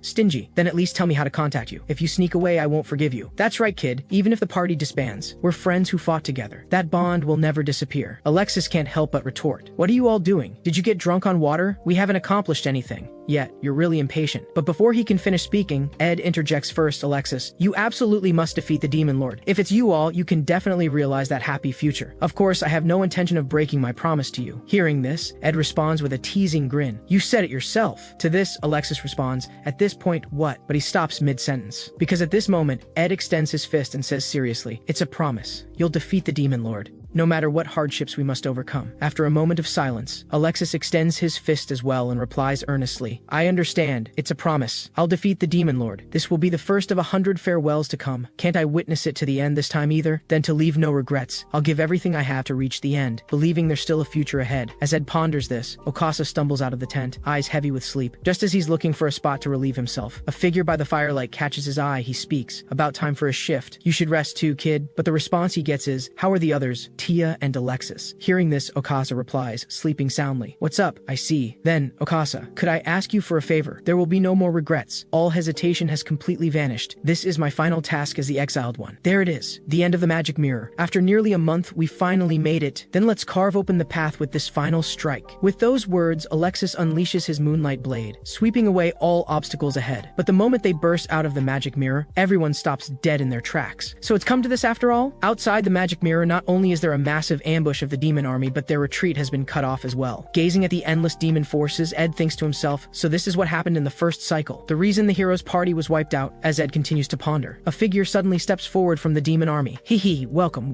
We've been waiting for you, hero, and your companions. Truly worthy of being called the hero. I never imagined you'd actually break through the magic mirror. But with those exhausted bodies, can you really fight the demon army before you? Just as he gloats, Ed steps forward and fires back. Well, quite the welcoming committee you've got here. Someone's feeling ambitious. If you want the hero's autograph, line up properly. I'll carve it into every last one of you. After hearing this, he gives a snort. So it's you. Actually, I received a strange report. Apparently the one who cornered Commander Sane wasn't the hero, but a black-haired porter. With those words, a demon eye appears before everyone. That's him, Lord Sane's enemy. Seeing this, Ed mutters in confusion. Wait, I didn't leave anyone alive though. Oh, I get it. The type that transmits information upon death? So what then? If I stay behind alone, will you let them pass? Hearing this, he bursts into laughter. What nonsense. The lesson we learn from that is to go all out, no matter how weak the opponent. In other words, this time the demon army has mobilized its full strength to ensure we eliminate you, all right here. After hearing this, hero Alexis gives a snort. After all that talk, we still have to defeat you all to pass, right? What's the point of confirming it with us? All this self-satisfied posturing and empty threats. Do demons even have functioning brains? Alexis's taunts completely enrage him. Furious, he snarls, I'll wipe you all out. All forces attack. Kill them. At those words, the endless demon army surges forward like a plague of locusts, descending upon the hero's party in overwhelming numbers. Facing the overwhelming military force, Alexis shows no fear. He draws his holy sword and says calmly, this is just a skirmish. Let's make this quick. Hearing this, Ed readies himself and replies, got it. Tia chimes in, Alexis, don't push yourself too hard. We still have the demon lord waiting for us after this. You're right. Leave this to me. With those words, Okasa exerts all his strength, launching his power at the army ahead. With a resounding boom, the demon army's vanguard is sent flying by an incredibly hard barrier, instantly weakening their momentum by a third. At the same time, an ethereal voice begins to echo across the battlefield. Crescent stars that gather and shatter boulders along the path. Spirit fangs whose radiant light pierces the endless wilderness. Manifest in the name of Lunaria Tia. Rock spikes, with the chance completion. The surrounding earth is pierced by deadly thorns, instantly obliterating all demons near the barrier. The commander at the rear, unaware of what's happening, continues directing his forces. Our goal is simply to wear down the hero here. Spare no lives, weaken the enemy with your own bodies, keep advancing. But just as he finishes speaking, a soldier runs over in a panic. Lord Greyges, the enemy's defensive barrier is too strong. Offensive magic has no effect, and that elf's magic is far stronger than reported. We can't stop them at all. Hearing this, Greyges finally realizes something is wrong. Why is that bald one's defense so solid? It doesn't match the intel we gathered. And that elf too? Why isn't her mana depleting despite continuously using magic of this scale? This won't do. Thinking this, Greyges immediately shouts, come forth, Jarumgand! Destroy their foothold! With those words, the ground around them begins to shake violently. Before the four can figure out what's happening, the ground suddenly collapses, rapidly spreading dozens of meters outward, leaving them nowhere to escape. The ground splitting. Damn it, is it a trap? They're willing to take out their own forces just to eliminate us? If we keep falling like this, it'll be bad. We need to get back to the surface quickly. But just as those words are spoken, an eerie voice suddenly rises from below. Found you, heroes? Following the voice, everyone suddenly discovers a massive demon beast beneath the cavern. Seeing this, Ed can't help but exclaim, what the hell is that? Meanwhile, Tia shouts while channeling mana into her weapon. Everyone, hold on. Manifest in the name of Lunaria Tia. Stone arm. With those words, the surrounding rubble surges toward them, soon forming a massive arm. That, under Tia's command, bursts out of the pit, grasping onto the cliff's edge. Seeing how much this drains her, Ed can't help worrying about her condition. But Tia insists, I'm fine. Go! Through Tia's efforts, everyone finally escapes the pit. But the next second, the giant serpent follows them out, clamping down hard on the stone arm. Fortunately, Tia uses stone walls to grab its body in time, preventing them from being swallowed. But it's only a matter of time. Confident in its victory, the serpent taunts, you think you can escape from my grasp with that? I'll swallow you along with that barrier, and then... But before it can finish, the serpent suddenly senses something is wrong. At the same time, a gruff voice reaches its ears. Didn't expect a body this big could fly. That's surprising, but it's far from truly unexpected. The serpent never imagined that a barrier deployed by just one person would get stuck in its throat. Even more unexpected is the voice that now comes from atop its head. Whoa, not only can it stretch, it can fly too. Looks like we can make use of this thing. Funny, I was thinking the same thing. Then let's take ourselves on one hell of a ride. With those words, Ed drives his weapon into the creature's head. The intense pain makes the serpent completely forget about its prey, writhing agonizingly in midair. Seeing this, Alexis hurriedly calls out to Ed. Hey, wrong direction, left, no, a bit higher. But the response is, this is way too hard. Damn it, we're going to crash. Tia, use wind magic to protect us. Hearing this, she immediately complies. Sure enough, the next second the serpent plunges headfirst into the ground, finally coming to a stop after sliding several meters. The three of them recover from the crash. We okay now? Yes, we barely made it. So glad we caught up in time. Hearing this, Ed replies, as expected of Tia. Good work. You used up a lot of mana just now, right? Drink this. We still have a long way to go. At this moment, Okasa crawls out of the serpent's mouth, laughing. This much can't hurt my muscles. Hearing this, Ed says with an exasperated expression, Okasa, please properly replenish your mana too. On the other side, Alexis has Ed look to the side. Though it's a bit different from expected, we've finally made it here, the true demon territory. Looking around, Tia says cautiously, but rushing in like this is impossible, right? Okasa agrees. Though we just flew here using the serpent. If we leave that army alone, we'll be caught in a pincer attack. This is exactly what Tia worries about. So we absolutely can't let them advance further. But how do we handle numbers like these? Even going all out, it'll be tough. But just as those words are spoken, Alexis suddenly says in a grave tone, everyone, listen to me. I'm deeply grateful we could fight together this far. I truly thank you all. That's exactly why I want to say this. Ahead lies a land of death. I can't guarantee we'll return. You're not like me, the hero. You have the right to choose your own path. Withdrawing here is also a choice. I swear I won't blame you. Even so, are you willing to fight with me to the end? As soon as he finishes, Tia pouts and says, wait a minute. At this point, you're still asking that? Haven't we already decided to go together? Okasa agrees. My muscles are already raring to go. Even you as the hero can't stop them. Hearing this, Ed thinks to himself, I see. I understand now. Alexis, this is your resolve and pride, isn't it? That's why in the first cycle, even at the cost of yourself, you chose to save Tia. You're that kind of fool. But it's precisely because you're that kind of person that I can choose this path without hesitation. If it's you all, it'll be fine. Even if I'm not here, it'll be fine. Thinking this, Ed speaks up. Sorry, I'm withdrawing here. This sudden turn of events catches the hero completely off guard. Tia freezes on the spot. Ed, you're joking, right? This is just to lighten the mood, right? But the response is, I'm not joking. I'm serious. I'm sorry, Tia. My time with your party ends here. Hearing this, Tia replies trembling. But we've been together this whole time. This time, Ed doesn't answer but lowers his head. Thinks to himself, I've been thinking all along, if I just go with them to defeat the Demon Lord, will I even be able to return to my original world? The Demon Lord and the hero are opposing forces. So when the Demon Lord is defeated, will the hero still be a hero? If that's the case, will it still fulfill the condition of being exiled from the hero's party? The truth will only be known by doing it. If it doesn't work, I'll never be able to return to my original world, betting my entire life, trying to exploit loopholes in the rules of some goddamn deity that were never clearly stated. That's not a gamble I can take now. So I need to be exiled during this journey too. Right now is probably where all our futures diverge. As Ed ponders this, the previously silent Alexis suddenly speaks. I see. It's precisely because you can calmly make such judgments even in this situation that you've made it this far. To me as the hero, demon beasts are just insignificant small fry. But the numbers are real for an ordinary person like you. It's possible that, but before he can finish, Tia excitedly protests, how could that be? If it's Ed, but before she can finish, Alexis cuts her off. Tia, this is Ed's decision. You said the other day you wanted to return to your homeland, right? Then this is a reasonable judgment, so respect his decision. After saying this, Alexis shows a sorrowful expression while Ed speaks. Thank you, Alexis. It's because I want to go back. Let's part ways here. Hearing this, Alexis turns his head away and replies, there's nothing to worry about. Thanks to you, I now have the true holy sword in my hands. I can handle this much with ease. So get out of here before the battle starts. Hearing this, Tia can only place her last hope in Okasa, hoping he can help her convince Ed to stay. Is this really okay? I understand Ed's feelings, but the response is, kid, don't tell me you're going to. After speaking these cryptic words, Okasa suddenly freezes. No matter how much Tia calls to him, he doesn't say another word, because his thoughts have already returned to last night. Lord Okasa, could I ask you for a favor? Hearing this, Okasa jokes. Why the sudden formality, kid? Are you anxious about the upcoming final battle? Ed gives a wry smile. Not at all. If anything, I'm much more at ease. Alexis now has the true holy sword. That guy has undoubtedly become the strongest hero right now. Not only that, Tia now is a powerhouse who can defeat any enemy, and Lord Okasa can protect everyone from any enemy. You two are the hero's ultimate spear and shield. Rock solid. I'm almost starting to feel bad for the Demon Lord. Okasa immediately replies, yeah, it'd be even better if we had an all-rounder as skilled as you. Don't be modest. It takes all four of us to make the hero's party. Everyone knows we'd never have made it this far without you. So what is it you want to ask of me? Go ahead and say it. After a wry laugh, Ed replies, then I won't hold back. After breaking through through the magic mirror, I think we might face an ambush from the demon army. Hearing this, Okasa responds, I wish it were just some flashy skirmish, but who knows what kind of force they'll throw at us this time. If it is just a small-scale force, with my current strength I can easily kick them away. It's exactly as Okasa says. But this time the enemy will deploy nearly all their forces. Thinking this, Ed replies, the problem is if the enemy is a large army. But the response is, that's no problem either. Rather, it's a perfect opportunity to reduce enemy forces before the final battle. Hearing this, Ed slowly rises and replies, under normal circumstances, that's certainly true. But from the time we entered the magic mirror until today, we've been fighting non-stop, haven't we? Forget sleeping. We haven't even had proper rest, and these constant battles will keep going until we're through the magic mirror. There's no way your bodies can recover fully. Even if you win, the exhaustion just keeps piling up, passing through the magic mirror in that exhausted state. Do you think you can still defeat the demon lord? After hearing Ed's analysis, Okasa can't help but fall into contemplation. Indeed, at this moment Ed speaks again. Lord Okasa, our top priority is getting Alexis in front of the demon lord. Okasa knows this better than anyone. These muscles of mine exist for that very purpose. After taking a deep breath, Ed replies meaningfully, then what we need is the resolve to make sound judgments in an emergency, if it really comes to that. Please give me a push from behind. With the memory's end, Ed's voice reaches his ears again. Lord Okasa, I've packed everything necessary. It's heavy, but for you, this much isn't a problem, right? Taking the heavy pack after a brief silence, Okasa replies with a serious expression. I see, Ed. Is this that moment? Yes, please. Through his gaze, Okasa sees no hesitation or fear, only resilience and determination. Then there's only one thing he can do for Ed now. Thinking this, Okasa shoulders the pack and replies, I understand. Alexis, Tia, let's go. Just as the hero remains dejected over Ed's departure, Tia's voice suddenly reaches his ears. Okasa, that's the wrong way. The demon army is on the other side. Hearing this, hero Alexis suddenly realizes something. Could it be? Before he can speak, Ed jumps down from the serpent alone and walks toward the demon army. Seeing this, Alexis hurries to stop him, but Okasa blocks him. This makes him say angrily, Okasa, let go. But the response is, that's not where the hero needs to go, Alexis. Their exchange leaves Tia completely confused. Alexis doesn't explain but continues, don't joke with me. No, don't underestimate me. A path forward bought with a companion's sacrifice. You think that is a sound judgment? Hearing this, Tia finally understands the reason for their dispute. Don't tell me Ed is leaving the party to hold back the entire army alone here. That absolutely can't happen. But just as Tia tries to move forward to stop him, a barrier rises around them. What's the meaning of this? Why release defensive magic now? You think I'll approve of this? Ed doesn't reply because he knows Alexis definitely won't approve. That's why in the first cycle, he chose to save Tia instead of himself as the hero. Thinking this, Ed speaks up. Hey, don't misunderstand. That guy said it earlier, right? To use the demon army's full strength to finish you off here? In other words, if I just make short work of those guys, only the demon lord will be left, right? That guy doesn't look like the lying type. Besides, he specifically called me out, so it's only right that I be his opponent. At this moment, Okasa speaks again. Alexis, if you're the hero, you should understand the kid's resolve. Everyone believes you can defeat the demon lord. So what should you do? Answer me. These words put Alexis in a dilemma, and all the experiences along this journey begin to surface in his mind. I think I can do it, and it's definitely time. After all, I don't want my companion's efforts to go to waste. Defeat the demon lord. Bring peace to the world. How about it? Stubbornly persisting, abandoning mission and pride, rotting away with arrogance. Am I truly a hero? As Alexis still hesitates over this, Ed suddenly calls out his name and makes a gesture. This makes Alexis recall their promise to each other. It's a promise. I will defeat the demon lord. No matter what hardships must be overcome, this difficult choice causes Alexis immense pain. But right now he must make that most cruel decision. At this moment, Ed speaks again. Let's draw the line one final time. Can you exile me, the deserter, from the hero's party? Hearing this, Tia immediately tells Alexis, no, I absolutely won't accept this. Please don't do this. But what she gets is Alexis's silence. At this moment, Okasa lifts Tia with one arm. She cries out desperately, what are you doing? Let me go, Okasa. No, Alexis, don't. But after a moment of silence, Alexis still speaks. I understand. With those words, Alexis draws his old sword. Ed, now as your leader, I exile you from the hero's party. This sword is lent to you, so you must survive and return it to me. Otherwise, I'll never forgive you. With those words, they each head toward their own battlefield. That's the hero for me. Thanks, Alexis. I'm counting on you from here on, Uncle Okasa. As he speaks, a familiar voice echoes in Ed's mind. Required conditions met. 10 minutes until return. Hearing this, Ed says with sadness, sorry, Tia. Even though I started the second cycle to bring back your smile, I made you cry again. I'm still too immature. Meanwhile, on the other side, Tia continues to plead. Okasa, please, let me go. If this continues, Ed will die. At least let me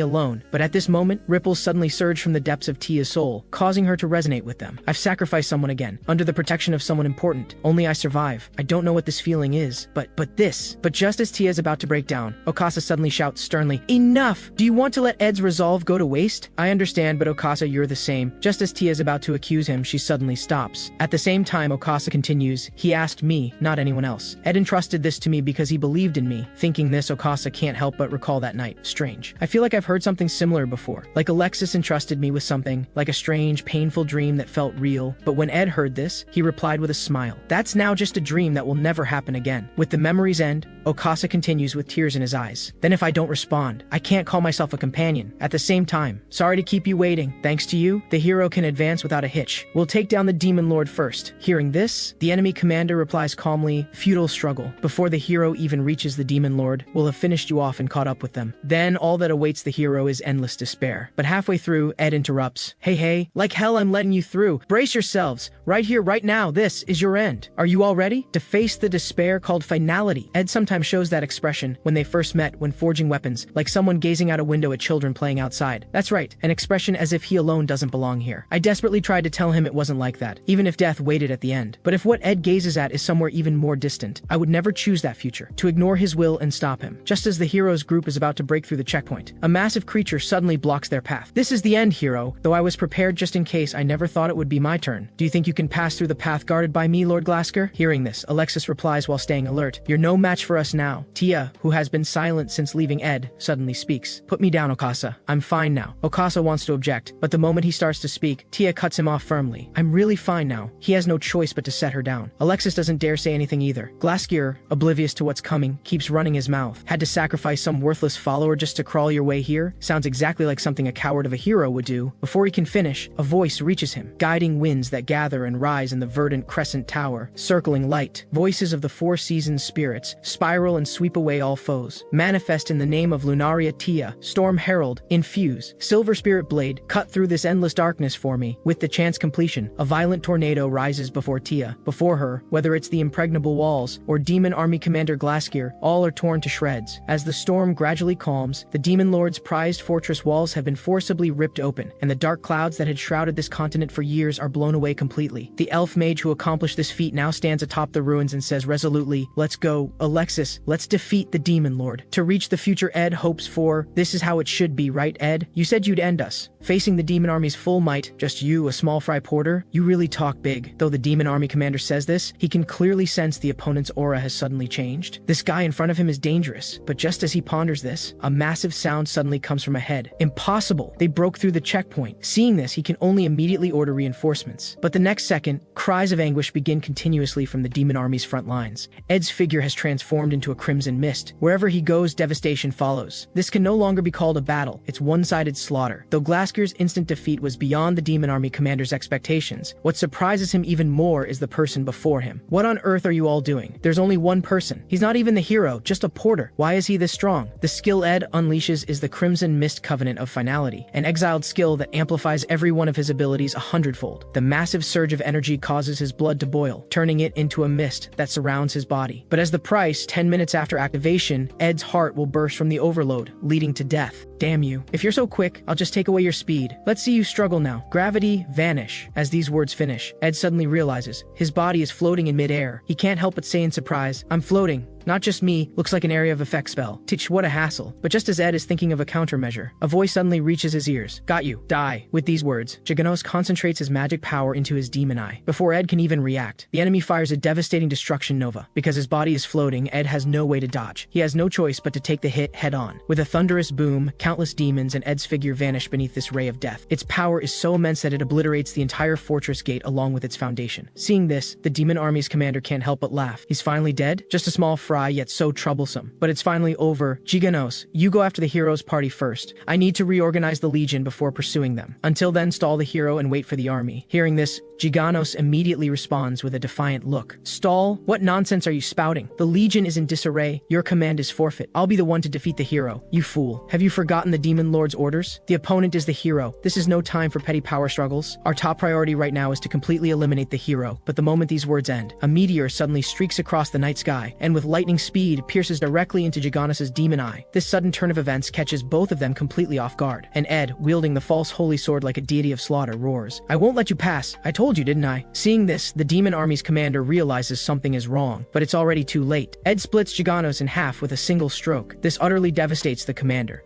Why aren't you dead? Seeing the enemy try the same trick again, Ed immediately uses his exiled skill, the magic absorbing staff. That move won't work on me anymore! But at this moment, another demon general attempts a sneak sneak attack. Seeing this, Ed doesn't even bother to dodge. He activates Impregnable Wall and takes the hit head on. At the same time, Ed slashes his own arm with his weapon and activates Blood Blade. Too weak. You're all far too weak. I'm about to leave this world soon. For 100 years I've been repeating the same things, no matter what I did with whom. In the end, I'm nothing more than a passerby. But that is the real me, what I chose, my way of survival, the future I desire, precisely because only I will return. I'll take everything with me. Tragic endings, despairing futures. In this world, not a single one will remain. As the slaughter continues, the sky unknowingly begins to rain blood, while demons pile up like mountains beneath Ed's feet. Just as he said before, at this very moment, in the eyes of the demon army, he is the embodiment of apocalypse, the reaper bringing endless despair. 1 minute remains until Ed returns to the divine realm. After this overwhelming massacre, the demon lord's army of tens of thousands is reduced to almost nothing. The demon army's commander can't believe his eyes. One person with this much power? Just who are you? But it doesn't matter. Without both hands, you're finished. But the moment these words end, Ed raises his severed arm and uses his exiled skill, Unlicensed Doctor. In an instant, Ed's arm begins to regenerate. In the blink of an eye, it's fully restored. And the purpose of doing this? Merely to brush back his hair, soaked by the blood rain. Phew, done. Seeing this, the remaining soldiers can only deceive themselves, saying, "Don't lose your nerve." He's clearly at his limit. Facing the demon soldiers' attacks, Ed doesn't dodge. This causes his newly grown arm to be split in two again. But the next second, the blood from his wound transforms into a blade. Before the demon soldier can react, his throat is slashed in one stroke. Before the other soldiers can close in, Ed's left hand regenerates once again. He grabs the enemy's weapon, and with a wide swing, instantly kills the second attacking soldier. The last one tries to sneak attack during the gap, but what he doesn't expect is that Ed has already reached his right hand into the Wanderer's treasury and pulls out the false holy sword. Then with one slash, splits him in two. After eliminating all the soldiers, Ed turns his gaze to the demon commander. "Well then, General, you're the only one left. What will you do?" Hearing this, he responds, "I admit you're strong. You're probably the strongest in the hero's party, which is why you stayed here alone. But this very arrogance will ultimately cost you your life here. I won't let you reunite with your companions. I'll use my entire life to keep you here. This place will be your end." With these words, the demon army's commander releases a massive black hole that begins devouring everything around it. Just when he thinks he's completely eliminated Ed, a voice suddenly reaches his ears. "Me, the strongest? Don't make me laugh. Okasa always protects everyone, no matter what. His heart, his body, his muscles, stronger than anyone's. Alexis possesses infinite courage. No matter what obstacles he faces, he'll keep moving forward until he defeats the demon lord." Tia's smile encourages everyone. They're the best. That's who they are. Unlike some half-baked outsider like me. That's why, at this very moment, I'm betting everything I have. Even without me, they can still win. Hearing this, the demon army's commander bursts into laughter. "Did I lose? But I've already achieved my goal. Using such overwhelming power can't come without a price. Your life is now like a candle in the wind, about to be extinguished here. You'll never catch up to your companions. Die here alone. The strongest loser." With his crazed laughter echoing, Ed strikes down the demon army's commander, Grages. At this point, aside from the demon lord, virtually all of the demon forces have been annihilated by Ed alone. However, even so, due to the backlash from Crimson Mist Covenant of Finality, Ed's life is also reaching its end. My healing's gotten better, but it's still rough. Still, that wipes out all the enemies, which means I made it.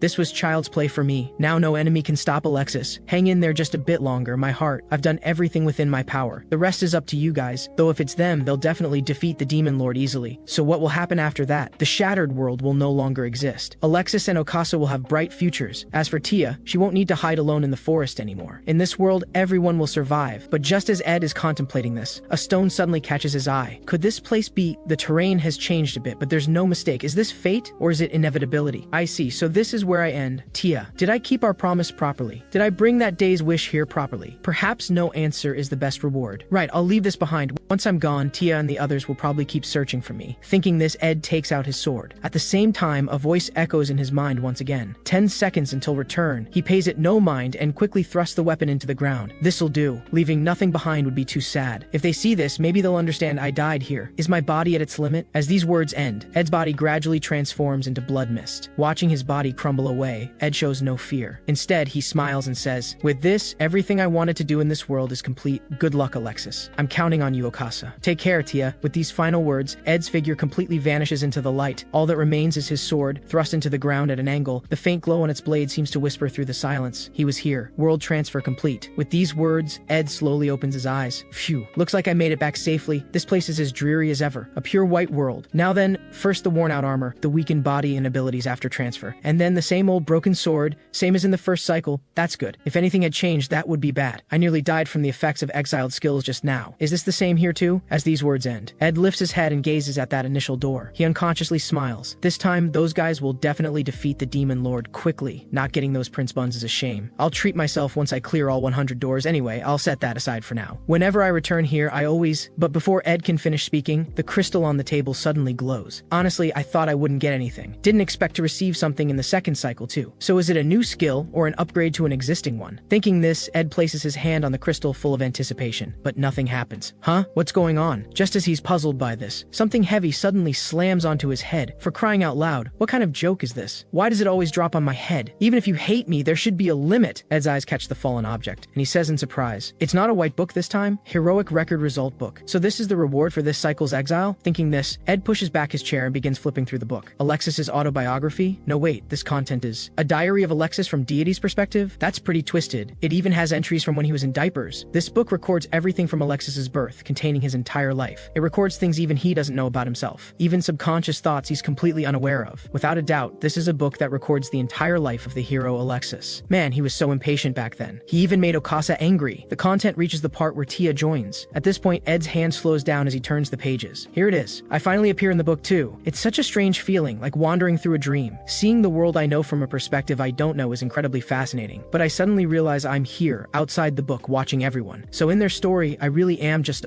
But the moment these words end, Ed's eyes widen. The book reads, we actually had a fourth companion. Without him, we wouldn't have even been able to challenge the Demon Lord. He's the one who deserves praise. The true hero. That's laying it on a bit thick, isn't it? But I see, Alexis and the others really did defeat the Demon Lord. This finally puts Ed's anxious heart at ease. But at this moment, something suddenly rises from the floor, making Ed say in surprise, what is it this time? A bookshelf? Thinking this, Ed tries placing the heroic record result book into it, and finds the size is just right. I see. A dedicated bookshelf. It's still pretty empty, but you want me to fill these spaces, don't you? I wish I knew what happened to the other heroes besides Alexis, since it's called heroic record result book. I can understand why there are so few records after defeating the Demon Lord. Okasa probably returned to his country. But he isn't one to worry about. I'm more concerned about Tia. Is she traveling the world like she said back then? Or is she still looking for me? I hope she's not doing something foolish like that. Anyway, they'll definitely keep their promises. Now it's my turn. I'll make sure all the remaining 99 worlds reach perfect endings. But just as he's about to open the next door, the demon commander's final words echo uncontrollably in Ed's mind. Die alone, strongest loser. Thinking of this, he self-deprecatingly chuckles bitterly. At this point, what are you getting sentimental about? Didn't you know that from the very beginning? This is the future you chose. Not staying in any world, not belonging anywhere, merely a passerby. To reclaim your happiness, you're willing to give up everything else. But at this moment, a dazzling light suddenly flashes behind Ed. When he turns around, a familiar figure comes into view. Through the efforts of the heroes party, humanity finally enters an age of peace. The strongest heroes party is formed. I am the hero. Defeating the Demon Lord will be easy. So you're my companions. Let's go, Ed, Tia, Okasa. Hearing this, one of the boys lowers his head and complains disappointedly, why do I have to play Ed again? But a gentle voice reaches his ears. Do you dislike Ed? He's the best friend acknowledged by the hero Alexis himself. He's very cool, you know. 10 years have passed since the day the Demon Lord was defeated and Ed disappeared. The world has somewhat returned to its former peaceful state. Among them all, I believe the Notland Kingdom is the most peaceful. Inside the palace throne hall, your highness will convey this message personally. That would be faster. I see. Understood. I'll handle that problem as quickly as possible. I assure you I'll explain it clearly to the citizens. Now, next person. Hearing this, the minister reminds the king this is the last one for today. Is that so? Then let me hear what brings you here. What do you need? A guest of the elves. Hearing this, Tia lifts her head and responds, thank you for granting me an audience, your majesty. Seeing you in good health is better than anything. However, the response she receives is, the king's time is more precious than you think, so there's no need for pleasantries. Now then, but before he can finish, Tia cuts in. Can't waste even 1 second, right, Alexis? At this moment, he stands up and responds with a smile. Tia, long time no see. But before he can finish being cool, Tia leaps and embraces him. Alexis, long time no see. About 2 years, right? How have you been? You've completely become His Majesty the King. Hearing this, Alexis responds helplessly, let go first. Okasa couldn't come this time either? That's right. He said training his juniors will take a bit more time. I see. Did you travel by ship this time too? That's right. It took less than half the time of land travel. Seeing this, the minister not only doesn't stop Tia's improper behavior, but actually laughs heartily. Lady Tia is as free-spirited as always. Hearing this, she responds, Master Hoken, long time no see. It's fine if I chat with Alexis for a bit, right? Before he can speak, Alexis says, I should still have a meeting to attend. Really? Then I'll wait. Hoken replies, please think nothing of it. I had had heard of Lady Tia's visit and have already adjusted today's schedule accordingly. After catching up, the evening quickly turns to night. Gazing at the brightly lit, peaceful scenery outside the palace, Tia can't help but smile. At this moment, a voice reaches her ears. Tia, it's cold at night. Drink this. Hearing this, she immediately expresses her thanks. The town's lights are like a galaxy. The reconstruction is going well. That's Alexis for you. After taking a long breath, he responds, it's still far from enough. This is just the beginning, but we've finally taken the first step. The world outside the capital is still shrouded in darkness, but someday I'll bring light to every household. If I can't even do that, how can I keep my promise to him? Yeah. That day, after we finally defeated the demon lord, we used our last bit of strength to rush back to the fortress. But what remained there was only countless shredded demon corpses and Ed's sword. We at least wanted to send Ed's remains back to his homeland. For that, I spent many years searching. Maybe there was even a possibility Ed hadn't died. As Tia reminisces, Alexis suddenly reflects. It's been 10 years since then. It's about time you face reality and move on from the past shadow. I think Ed would want you to look forward too. After a moment of silence, Tia slowly says, Alexis, do you remember why I went to the Winter Kingdom? Of course, to research soul sensing techniques, right? So what? But before he can finish, Tia cuts in. I succeeded, though I caused Okasa a lot of trouble. But thanks to him, I finally found where Ed is. No, more precisely, where Ed's soul is. Hearing this, Alexis can't help but exclaim in surprise. We searched the entire world without finding a trace. Is he really still alive? Yes, but I don't know how to get there. This statement leaves Alexis completely baffled. Don't know how to get there. What does that mean? Tia explains,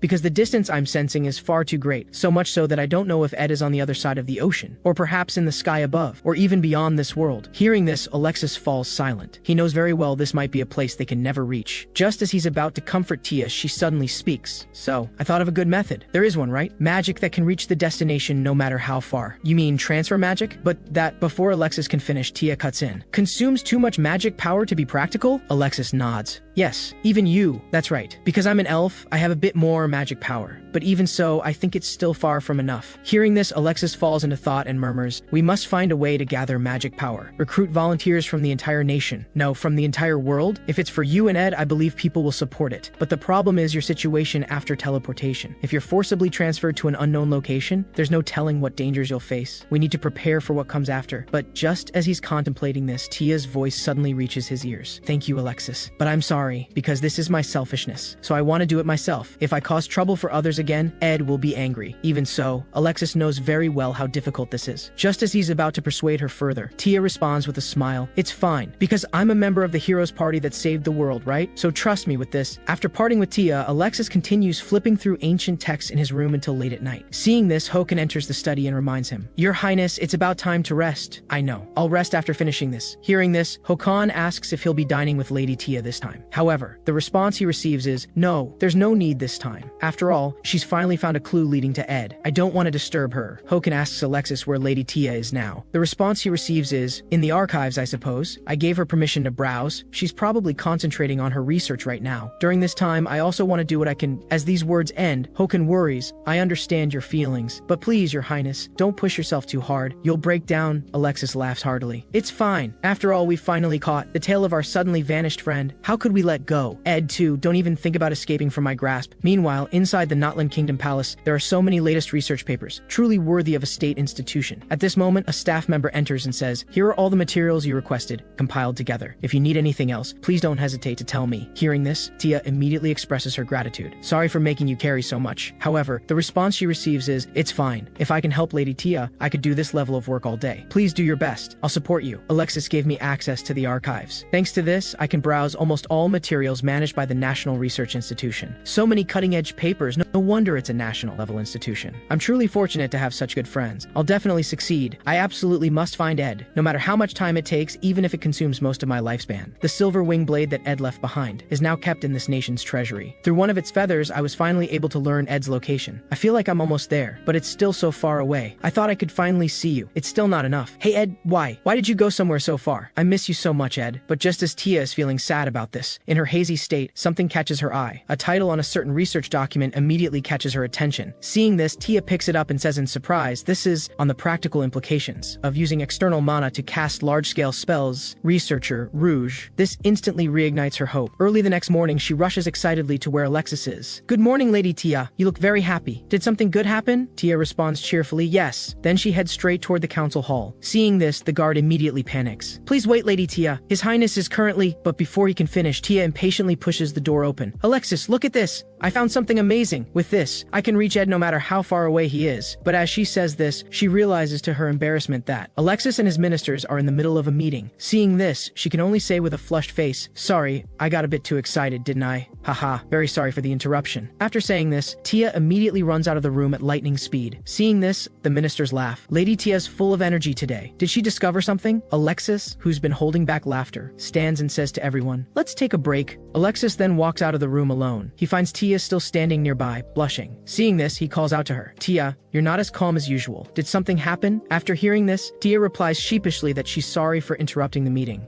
"Oh right, look at this. This paper is really amazing. What kind of person wrote it?" After reading the researcher's name, Alexis responds, "Oh, it was her. She really is an outstanding talent." Hearing this, Tia immediately says with excitement that she'd like to borrow this paper. Just as she finishes speaking, Tia suddenly notices that Alexis is wearing armor. "That outfit," Alexis replies. The place I'm about to inspect is a bit dangerous, but I'll be fine. You can take it. The original has already been stored away. By the way, what exactly did you discover?" Tia immediately replies with excitement, "If I can apply this theory, then the method I gave up on before." However, at this point, Tia suddenly stops. "I'll keep the rest a secret. I'll tell you once I've figured everything out." Seeing that she doesn't plan to elaborate, Alexis doesn't press further. "I see. I'm looking forward to it. Leave it to me. I'll complete this research in no time." "Thank you, Alexis. Now it's my turn to work hard. Then I'll start right away." "You do your best as king too, Alexis. Still so impulsive. That's so like you." After parting ways with Alexis, Tia immediately rushes to the rescue tower. "Excuse me, may I bother you for a moment? I need to discuss something with you. I finally found the hidden shortcut. It's still just a hypothesis, but if I can make it work, I'll be able to cross worlds. Perhaps I'll be able to reach the place where Ed is. But to accomplish this, I must find an environment with dense magical power, and there's only one place in this world that meets this condition. That place is the magic mirror. If I'm there, I'll definitely be able to." After finally finding a method to cross worlds and reach Ed, Tia heads to the magic mirror alone. Although the place is still extremely dangerous, she doesn't ask Alexis or Okasa to come along. Tia knows clearly that both of them have their own duties and responsibilities to fulfill, so she doesn't want to trouble them anymore. After all, this is something she wants to do herself, so she must work hard on her own. Over these 10 years, Tia tried many methods. She doesn't even know if this attempt will succeed, but even if the hope is slim, she'll never give up, because everything about Ed remains in her heart. So no matter what price she has to pay, she will find Ed. For this, Tia travels across the mountains, rivers, and lakes of the demon realm, recording the flow of magical power everywhere. She keeps trying. She repeats failure after failure. But even so, Tia still doesn't give up. She continues studying the paper in her hands. She keeps analyzing her mistakes. After countless days and nights pass, Tia finally finds a dense forest. But there are countless magical beasts here. But no matter what stands in her way, she pushes forward. With her own hands, she carves out a path to where Ed is. During those countless lonely nights, only her memories of Ed keep her exhausted body going. They bring her warmth. Perhaps this determination moves the heavens. Tia's research finally shows promise. After planting with her own hands the seed called hope, Tia stops her travels and waits for the saplings to grow. Time passes. Winter arrives before anyone realizes it. At this moment, at a certain dock in Notland Kingdom, sailors are busily moving luggage for a sailing ship that has just docked at the port. The owner of this large ship is none other than a member of the hero's party, Okasa. "Long time no see, Alexis. Has it been 4 years already?" Hearing this, Alexis responds, "Okasa, you're finally here." The response is, "Don't worry about it. The purification of that place is necessary. I've also selected and brought quite a few monks from Winter Kingdom. Thank you. If we can completely purify the miasma from that hellish place, then we can take the first step toward establishing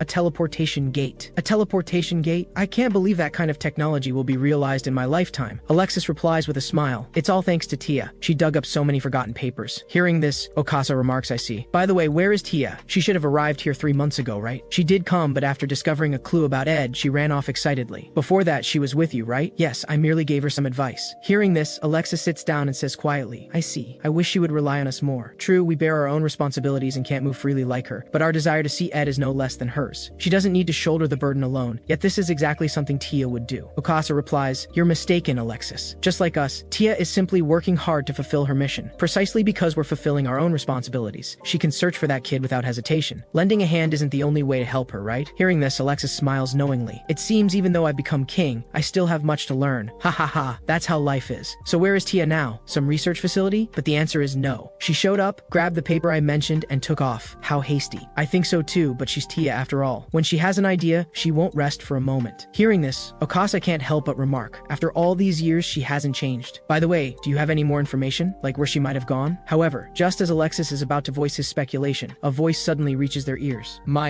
are you discussing me? Hearing this, Alexis responds, speak of the devil. We were just discussing your paper. Can I ask you a few questions? The newcomer is none other than Rouge, the researcher behind the paper on the practical implications of using external mana to cast large-scale spells. Alexis asks, you know Tia has your paper, right? We want to know what her purpose is. However, the response is, you don't even know that? Do you want me to teach you? But you'll have to double my research budget. This sets Alexis off, and the two start arguing, but then a stern voice cuts through. Enough, you two. So Rouge, what's the actual situation? At this moment, Alexis says reluctantly, please tell me. I'll consider the budget matter. Seeing that Alexis has relented, Rouge replies, fine, but before that, have you read the paper? After they say no, Rouge sighs and starts from the beginning. The core of that paper is using environmental magical power. Simply put, it allows you to freely use surrounding magical power as if it were your own. Even now, large-scale formations require multiple mages to operate, but with this theory, one person could handle it alone. All you need is a magic circuit. As long as you can activate it at a basic level, anyone can pull this off. So a large, stable supply of magical power is necessary. You could even create a teleportation gate. Do you know how great this discovery is? This is a major breakthrough that could advance this world's magical technology by 100 years. Hearing this, Okasa says admiringly, I see. That's truly impressive, isn't it, Alexis? However, the response is, I already understood the general idea, but hearing it again is still shocking. In that case, where would Tia go? Okasa asks Rouge, does environmental magical power vary from place to place? Of course. Places with denser magical power definitely have higher spell efficiency. In other words, seeing Okasa lean in so close, a startled Rouge immediately says, you guessed right. If you narrow it down to places with the densest magical power, the most efficient spot would definitely be a place where magical creatures have always dwelled. Hearing this, Alexis and Okasa instantly guess Tia's destination, and both say in unison, the magic mirror. Realizing this, Alexis immediately pushes open the door and walks straight out. Seeing this, Rouge hurries after him. Alexis, wait, what's suddenly gotten into you? Alexis doesn't explain, but simply says, I'm sorry, the purification work at that place will have to be postponed. Hearing this, Rouge says in confusion, what are you talking about? Abandoning everything? Do you have some plan? However, the response is, not really. I just suddenly have an urgent matter. Starting now, I'm going to find Tia. Alexis's words leave Rouge utterly baffled. Okasa also catches up and says, right now? That's quite urgent. What's the reason? Of course, if Rouge is right, Tia should have already gathered all her cards. If we wait another 3 months, who knows when she'll go to Ed. Hearing this, Okasa can't help but say, how hasty. But that's also something Tia would do. Now that the Demon Lord has been defeated, his influence is gradually fading from the world. Yes, with Tia's current strength, she probably won't encounter any danger at the magic mirror. Precisely because of this, if we don't hurry, she might leave this world. Rouge rushes in front of the two and blocks them. Wait, you two? I can't follow what you're saying at all. You're not seriously going to the magic mirror, are you? Alexis responds, I understand what you want to say. If necessary, I can bow my head, but not this time. Let me do as I please for once. However, the response is, so explain your reason clearly, okay? Don't play dumb with me here. Before Alexis can speak, a familiar voice reaches his ears. Everyone, what's happening here? Upon seeing it's Hoken, Rouge immediately complains. You came at the right time. Come talk some sense into your foolish king. Rouge then tells him where Alexis plans to go next. After a moment of silence, Hoken slowly says, I see. In other words, Lady Tia may have already completed the transfer magic, right? Seeing him acting so nonchalant, an angry Rouge snaps, well, say something. You know something, right? How many people are involved in this plan? You know exactly how much chaos postponing this will cause. Not just for your kingdom, but for Winter Kingdom too. And right now, going to the magic mirror by Griffin takes a full 6 days. Do you plan to make me wait that long? This is absurd and unbelievable. At this moment, Hoken says, Your Majesty, I agree with Rouge's opinion. But even so, do you have a reason that you must go? Yes. No matter what price I must pay, I have to do this. This time, I want to personally see my companion off on her journey. This makes Rouge even more furious. What? This is completely personal. Don't underestimate what it means to be king. At this moment, Okasa, who has been silent, suddenly speaks. Don't say that, Rouge. He's just claiming the reward he deserves. This leaves Rouge confused. What reward? The reward for saving the world, of course. Alexis fulfilled his mission as a hero. Claiming a reward is his right, and now is the time he's claiming it. This is the wish of the hero who made everyone's wishes come true. Surely this much is acceptable? Of course, I'll go too, since I also want to claim my reward. Just as Rouge is about to continue arguing with the two, Hoken beside them suddenly laughs heartily. I see. I understand now. Then please enjoy your vacation, Your Majesty. No, hero Alexis. Seeing that even Hoken has given in, a helpless Rouge can only pout and say, do as you please. At this moment, Hoken stands up and says, leave his matters to me. I look forward to good news from you, Your Majesty. Hearing this, Alexis also smiles. Thank you, Hoken. Well then, Okasa, let's head out now. Seeing this, Rouge mutters, that's why men are always acting like children. Ha, true enough. But isn't this rather nice? Someone who has been fighting for the world and humanity can be willful for a friend, and he firmly believes this is the right thing to do. I'm very happy about that. Please spread your wings and fly freely, Your Majesty. With these words, Alexis and Okasa set out for the demon realm. Tia, you, Okasa, and Ed are all irreplaceable companions to me. But the paths we walk in the future are different. I understand this very well. That day's fireflies, even though they were so warm, when we realized the fire had gone out, we had already set out on our separate paths. So at least let me see you off on your journey, so that I'll have no regrets. With these thoughts ending, the two finally fly to the magic mirror. At this moment, Okasa suddenly shouts, "Alexis, look!" Hearing this, Alexis looks down and says in astonishment, "What on earth is all this?" They didn't expect the demon realm's ecosystem to have changed so drastically. There are so many massive trees that don't belong here. Someone clearly planted them. Then this must be... Hearing this, Alexis responds, "Undoubtedly Tia's work, but what's the purpose?" Just as Alexis is still pondering this, Okasa's voice reaches his ears. "Look, Alexis, there's smoke rising over there." The two immediately fly in that direction. When they arrive, they're shocked to find a treehouse sitting in a clearing. Seeing this, Alexis immediately jumps off the griffin and shouts eagerly, "Tia, you're here, aren't you?" As soon as the words leave his mouth, a flustered voice comes from inside the treehouse. "Alexis, why are you—" "Wait, I'll be right out." Coolly, they're companions. Calm down. Then Tia opens the door. "Alexis and Okasa, what are you doing here? Anyway, come in first. The place is a bit small, but it's quite nice, isn't it?" Hearing this, Alexis asks, "Did you build this house?" "Yes, with magic, of course. By the way, how did you get here so early? The letter I sent should have just arrived." Hearing this, Okasa says with a puzzled expression, "What letter?" This makes Tia completely confused, while Okasa and Alexis are even more baffled. Seeing this, Tia bluntly says, "Wait, then what are you here for?" After some time passes, "I see. So Okasa went to see you, Alexis, to prepare for the teleportation gate. That plan's going well, right? After all, that paper is undoubtedly correct. I've personally verified it." Hearing this, Alexis and Okasa respond, "So you've already experimented with it? That forest we saw from above is your achievement, isn't it?" Tia says proudly, "That's right. Pretty impressive, isn't it? It took some time, but I figured it out. These special trees can collect and store surrounding magical power. This treehouse has the same effect. That's why I could complete the preparations alone." Okasa asks with a puzzled expression, "You said collect? So these trees are the anchor points?" "Exactly. Using trees that have stored large amounts of magical power as anchor points and connecting them through their roots, I can form a large-scale magic formation. Once activated, all the gathered magical power can transport me to where Ed is. The preparations are complete. That's why I sent you letters. I wanted to say goodbye properly." Hearing this, Alexis falls silent. Okasa raises his head and says, "You really put in a lot of effort. So when do you plan to execute it?" However, the response is, "Let me think. How about tomorrow?" As soon as these words are spoken, Okasa and Alexis immediately shout excitedly, "Tomorrow is way too hasty." To this, Tia feels, "But haven't we already said goodbye properly? Besides, don't you two still have things you need to do? So, I'm leaving." Seeing that she's finally about to fulfill her years-long wish, Okasa says nothing more but feels happy for her. Alexis gives up. "I can't argue with you. Then let's talk all night long and catch up. Hey Ed, I'll be able to see you soon. They're sending me off with all these stories to tell. Will that make you happy, Ed? Or will you be angry? Either way, I just want to see you. Even if it means saying goodbye to the happiness of this moment. Even so, I want to see you again no matter what. Hey Tia, do you still have feelings for him?" Alexis once asked Tia this question, and at that time, she didn't give an answer. But at this moment, there's no hesitation in Tia's heart, which allows her to answer firmly, "Yes." Hearing this, Alexis shows a relieved smile. "I see, after a night passes, the time comes to noon when magical power is at its densest." At this moment, Tia brings the two to a massive stone protected by layers of branches. Seeing this, Alexis asks, "Is this where Ed's sword was left?" The response is, "That's right. The last place where Ed's traces can be confirmed. I think this is the closest place to Ed, so I plan to activate the formation here." After exchanging glances with each other, Alexis says, "Tia, we have something we want to give you." This makes Tia very curious. "What are you giving me?" After building some suspense, Alexis pulls out a necklace from his pocket. Just a small farewell gift. The investigation team found this when they were searching for the holy sword. It has weak healing properties. Okasa pulls out gauntlets as well. "My family's craftsmen made these. Top grade armor. With this, the preparations are complete." Seeing this, Tia asks the two, "How is it? Does it fit? By the way, is there any change?" At this moment, the two respond in unison, "Perfect." After making all the preparations, Tia also says goodbye to the griffin that has been by her side. Then she rushes to the other side. "Thank you, Alexis Okasa. You are my best friends and companions. You've always quietly supported me from behind. Well then, I'm setting off." With these words, Tia takes out the crystal and the fragments of the silver wing blade. Farewell is not the end. It's an important step forward. My beloved dear friends, as the teleportation portal is successfully deployed,